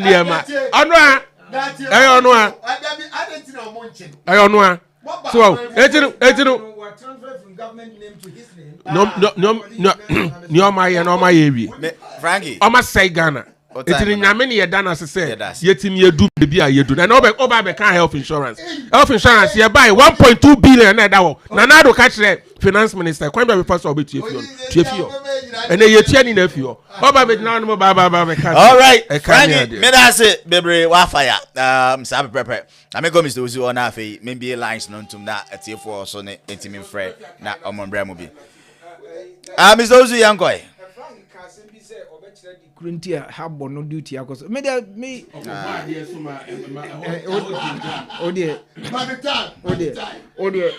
yanko CD depreciation CD no Mr. Ozu fa kone afi me phone license okay me kasa kakra menche de me de mesre Ghana nse allergy ni obi kan national health insurance of course national insurance me nipa bi record hospital recently na okoye no o show ni de no kama ya renew bibia ya adwuma but at the end of the day ntimi nya hwe nti eno sa no kita nipa no toy na asesen aban bi obeba no ye woni man kinikiti bi a wo ye ma nipa no a na se wudi sika kura ohun ebi ni se nkromu ase mi ni insurance ya me wo no just feel cover me eye ni me ti ni be check me brain ni ne ma bi kakra bi fully covered manye if is minim say ya check me engine ni me brain ni me na me ne ma na yare ni nyina free ho e na eba nti de me ye no all other be a thing being equal say me yare a na nse me pray adwuma ye ma me so dream emergency room ya musa insurance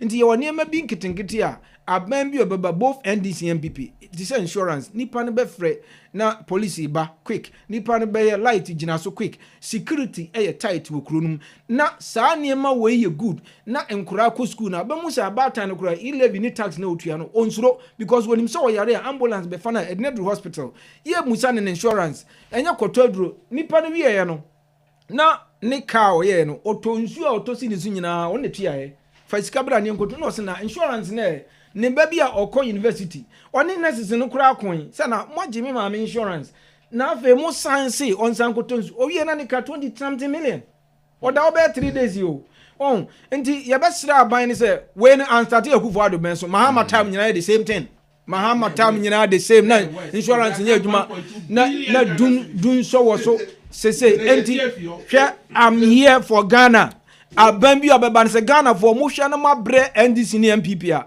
monto makofi kuranten monsesa monsa no na sa two party MPP NDC no omon kotena fie for 4 years na omon fa nsua de se challenge bia bam se de enye allergy ni chairman biem ya friend chairman boy my friend chairman untumi enye allergy ni chairman biem na emum sa ogi bi wo ho nti omo ba omo se ebe ya challenge sa I say we ni ho we na bedi we ni wo kura we na bedi omo toto pass aso a ebe kanta ebi ni the MPP for NDC for ye omo nim say sure bet ye nya sem bi ka kire nkrofo na ya no mbeto ama yen na omo so aba na MPP for so be the same thing enti Ghana for montena se na mo anaze nema munya ikuru aba ne bentoa ne mo ne ebura moje no na ye nto aba mama munwene mo daache ho na nema ye din enye Akufo Addo nko a o Mahama ohwan yo monhwe nipa obeba but this time around there Ghana aye tough unu obi akasa obi eka with all the 11 omoje no Ghana aye din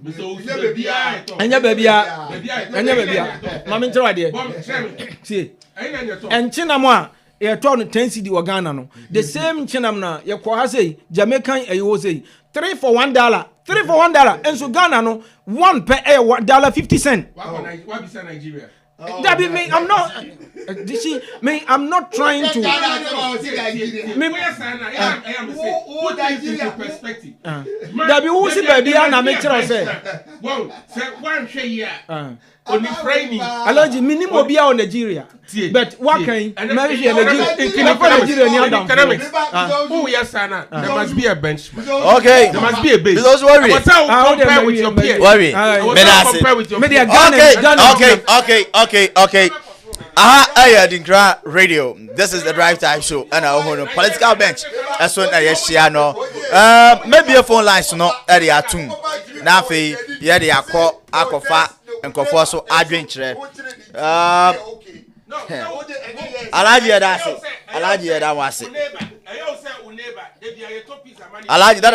Alaji that was it. Let me go for some few messages. Me kind messages no edi about ya ba na ma phone lines no ya be to 917-340-7744 917-340-7744 obetimi afre na ososo waba be kire wadwe me ba mo chow mo betimi ama kasa no aba for mama me na afi ya to aso yes eti mesremo a mo ma kasa no mra from na afi ye nto aso. Okay, mama infa call no na afi ye nto a nkombo no so. Hello Oji. Yes sir, good afternoon baby akasa free. But your friend Kwasi Yesu make us free Cincinnati Ohio. Kwasi Yesu from Cincinnati, beje free kwasun mu na sabre ye ho kire. Easter no. Yeah. Oji me patrol we there me wo mre saying person bi mu ko la. 2 minutes.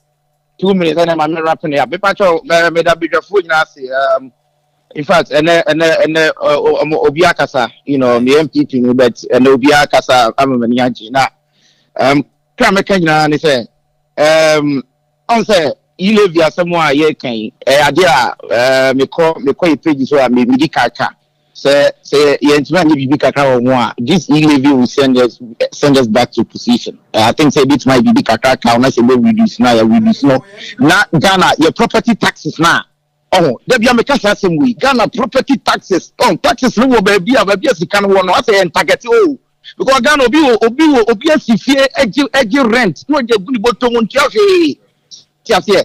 Sanya one na no wo Ghana estates a ekoso amanfo dan a wo sia oh taxes en fi mu bana ade a ha den ana ye to bu to so no mi giri se betuma kwa electronics say the okro ma no ye betuma kwa electronics na kakra bi abaji bia no because the young papa council don't give small money chance kakra bi abaji bia no e wetin da be kan yi level ni kakra wona etima bo am ye dey am etim bia konti mi giri se asam kakra be say me kan no Because you that's your justice native for you now. Okay, also bet me about 917-340-7744. 917-340-7744. Ubeti me aba no aba bechira wadwin. 2 minutes now fire. Not just say wo de akoso e de amaye. Yo, yeah be kono 2 minutes na say the wrap up and sorry so no. Mo abomodin afire amaye. Iti me be ko. Now I call you 2 minutes conclude that 3 messages now. Not just say yeah call. But still the phone lines are open. Ubeti me e de aye. Mr. Those who call it, only on your see be now. Omo can be say violent about both MPP and NDC. My first son, man, sheda moya who suffer him say party way violence in way yempe sa ni pekunu ni ubia kwanse aboa kuro wa eya. But me no me growing up na me wo idea be say MPP kind of a to trust party seeing NDC. But about we Emma man second thought because Kufuado amba we nneema bi esisi so mo to ababa election nneema nansen bi abixi na too much right you better say security force wo no take power into their own shoulder no more abuse people na wo freedom a wo nyai na gu Ghana ho fi nya aba nko a I had to say ye nim de ye nkura bi na ye tonte nti both MPP and MPP my fans ye say mo de ma buy violence so me fa call and say yeah okay hello yeah Aja wo Vgma me da se menua ni baby akase free yeah ibe kase free New York. Thank you very much. From Dr. Arthur Kofi Johnson. Seriously international ajaba me chiao Ejo super wo Vgma nya me chiao yenu ya mo akasa pa nice na ne minim ne se wo hwe social welfare NDC and to MPP and now nyamba omutwitwa mu no omutwitwa nyamba bebre mu na students no nso amubaye no bibia aye abodwuma pa na ade hame ame brown nso eye adwen pa jawuso ni MPP ni but alaji ne chiao Alaji wakasa fine. Na me chairman so wakasa pa. Nice one. Na me eche kakra abesre Ghana for kakra and say sa party no. When it come down to corruption there, omo equally guilty. Thank you. Nice. Yeah. When it comes me must be a plain. That's when right. it comes to corruption, they are both guilty. But a bad development, MPP or upper hand. MPP or upper hand when it comes to development and the infrastructure. Yes. Thank you for listening and commenting. Yes. The echo no. Yes, say munyina mena na bese mu ye gritty. Me na kan greet pese say asem si era maybe I'll meet you pa baby I wish be a meet you ba me ko alaji hwe na yes mu ye greet number no beti my friend 917-340-7744 917-340-7744 alaji fire na yanko 2 minutes okay oji yam say me de ma asem na egba na wie no abai no I mismanage economy pa ama sisi no confidence be di ho because he experienced the West Capital flight last January about $200 million and investors at the free in central bank alone no krano the Central Bank of Ghana alone no you lose about $687 million just January nkwa na uba inflation as of from January 2021 to February 2022 na say ya no inflation are increasing from 8% to 15%. Right. Sisia many who say currently according to Ghana Statistical Service figures, your inflation is 19.4%, which is the worst in the history of 19.4%, which is the worst in 13 years, the highest in 13 years. I wouldn't dispute. Which is a very serious thing.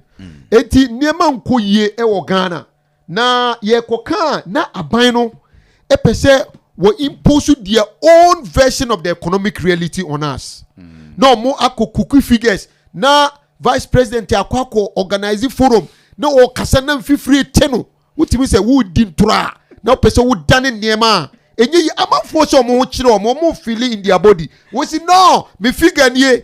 These are the problems. Now, yeah, Korea. A Greek minister etimbe jina say, oh, aduane po for Ghana. Aduane o Ghana nso aduane ne ye import ba Ghana.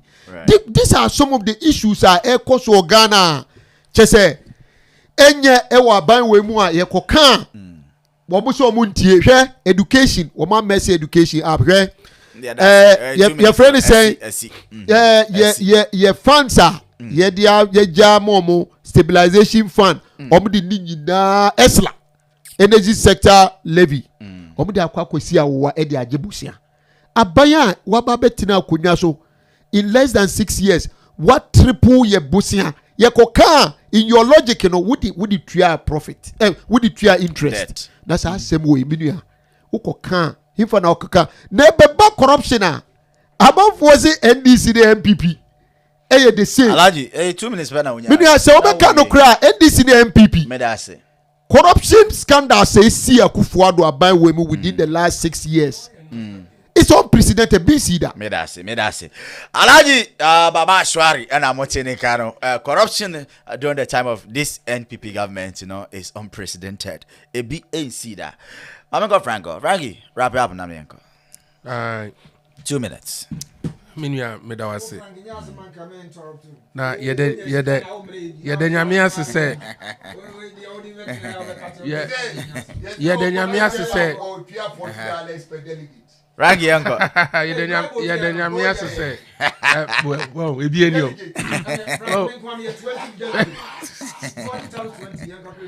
Ready to go for Alaji. Na Alaji kura mate say o brother na wini wenchi secretary NPP. Wonim say ni nua NPP. Say Wakanda. Okay. What say they say? 18. Oh, we say make say ochina Sunday omo be ko Thanksgiving o wenchi. Nina na wini secretary wenchi. Aka 1 minute. So okay. Kwame, me da serious so. Che, Yanko. 11 no. Ye de nyamia se say ejebo enyaba. Even though you ntimi realize the project but it's fine. Toward the year no na ye de edim puntu eden. That's what in puntu. Etino. Onim idea me pay about the 11 no. Enti I was saying kofotua no. You create a platform no amamu. You are trading. I'm for trading e-commerce. They are not paying nothing on it in Ghana. And way a BBA and Kofobe who say, oh yes, I'm paying for luxury, I'm paying for convenience and comfort. Share Capital One first. Metaye wire transfer or oko in person. Now I'm charge $25 for domestic wires. $25. COVID buy almost limited in-person transactions. Into we pay not almost say call online. Now only my here I'm charge online $30. The $5 side extra at so because of your own convenience. Yes. In addition to that, maybe I'm limit. Let me to $15. Okay. Me call Ghana buy. See I'm to $30. 30 yes. You see, Kwame, so one say because of COVID, I'm the way. I'm starting. I'm on the app will be on my phone. So I'm a friend. Haircut the bend. Open so UT crowd. I'm a generating app. I'm a constructed app now. That is what they use. A bet show barbers a walk with me and you pay for it. You see, this is the convenience now. They're not. Yeah, kind of. It's in Ghana for any regime. Our buying say yeah the bay and yema yeah person. And one a year me fe. And one no. And then a year me de. Unia. Check. Said this year. A year by now you be who changes. No. Kwame. Every quarter, I know. Say that is he's saying something. I'm interested. What's he saying? Listen, every quarter, every 3 months, I know. Say, oh, we're very important here. What's the name? Minimum say, I buy making arrangements. Say, every 3 months, come to me account to Ghanaians inflows from e-levy and the idea. Yes, it's a idea. Unia, ya ba be call election no. Enti no o feel say ya be ye eniema e betwintwa ya 90 na yentimi ntina ba mu ana. Ya be ye ni ya mobi ani age. Ye oka ade ba akosu security. Oka mame fa no end. Oka security. Nan say e bi crawl me phone so. This is the first time I'm say oh one I send you video.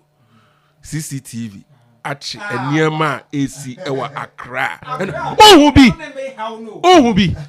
Yeah, my whole accident to be crying. Yes, because yeah increasing digitizing. Yeah, digitize and then you know you buy no. Now CCTV and I work Ghana by say 700. They say yeah increase your cost by say 18,000. Well that's true. Okay, so, you see, Kwame, Ejuma de ya Bobby pa, ya Bobby. It's no more and power. All right, I'm cut down on tap. Yeah.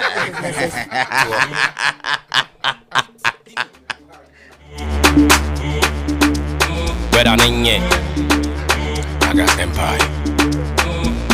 Yes, I see, and I'm say Wano papa inja ni bika wanu mo pinse nyame wo ye kwata.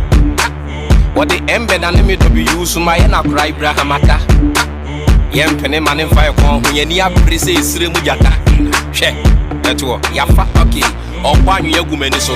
Obeje me nkran sika de mesi ye so. Wani be fa me show me peto eso so. Me be tax nyanwa wase me tua dodo.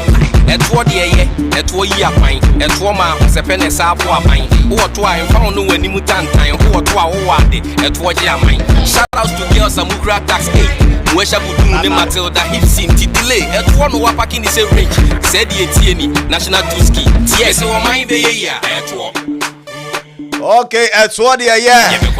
That's what Buampunto. That's what my mama queen. That's what Peja Memajina. Ah, that's what my Ghana Peja. Pennyfunia petrol and Crasso petrol. Yenina, your petrol. Never memma petrol chema. That's what they are. Adamunia said, you might know,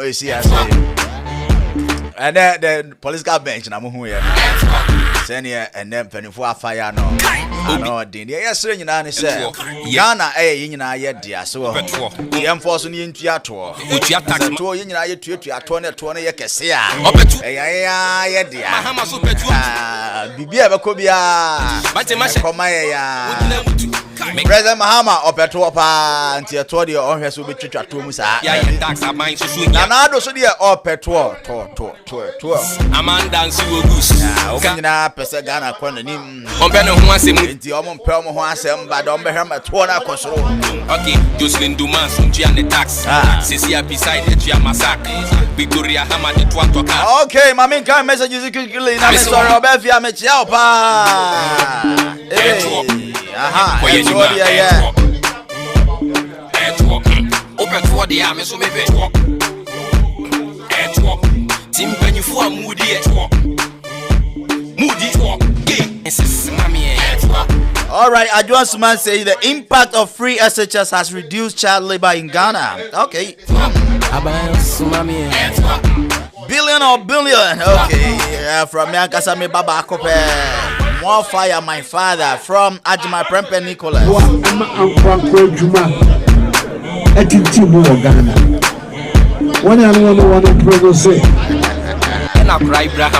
Okay, sounds to the Yakoyanim Sani. You are totally making sense from Nicholas Ajimai Prempe. If Mahama stands again, he will lose. Ayeka and Obitua. Kwame Bob says the versatile broadcaster. OG, thank you very much.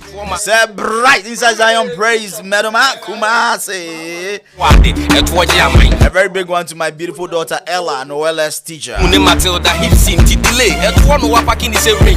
Obevia says I am a strong supporter for the NPP, but I must say that the e-levy policy can be cancelled by any political party that may come to power if the purpose of the implementation is delivered.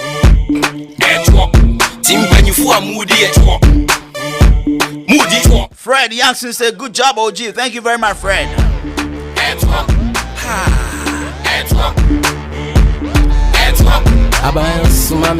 Eric Nana Safo, my brother. Hey, Biggie Bo, I salute you, my brother. Biggie Bo. Excellent presentation by Alaji and the NPP. Yes, let's rep NPP argument. Nice show by all standard. Jabba Kwame. Dr. Mechia Oba.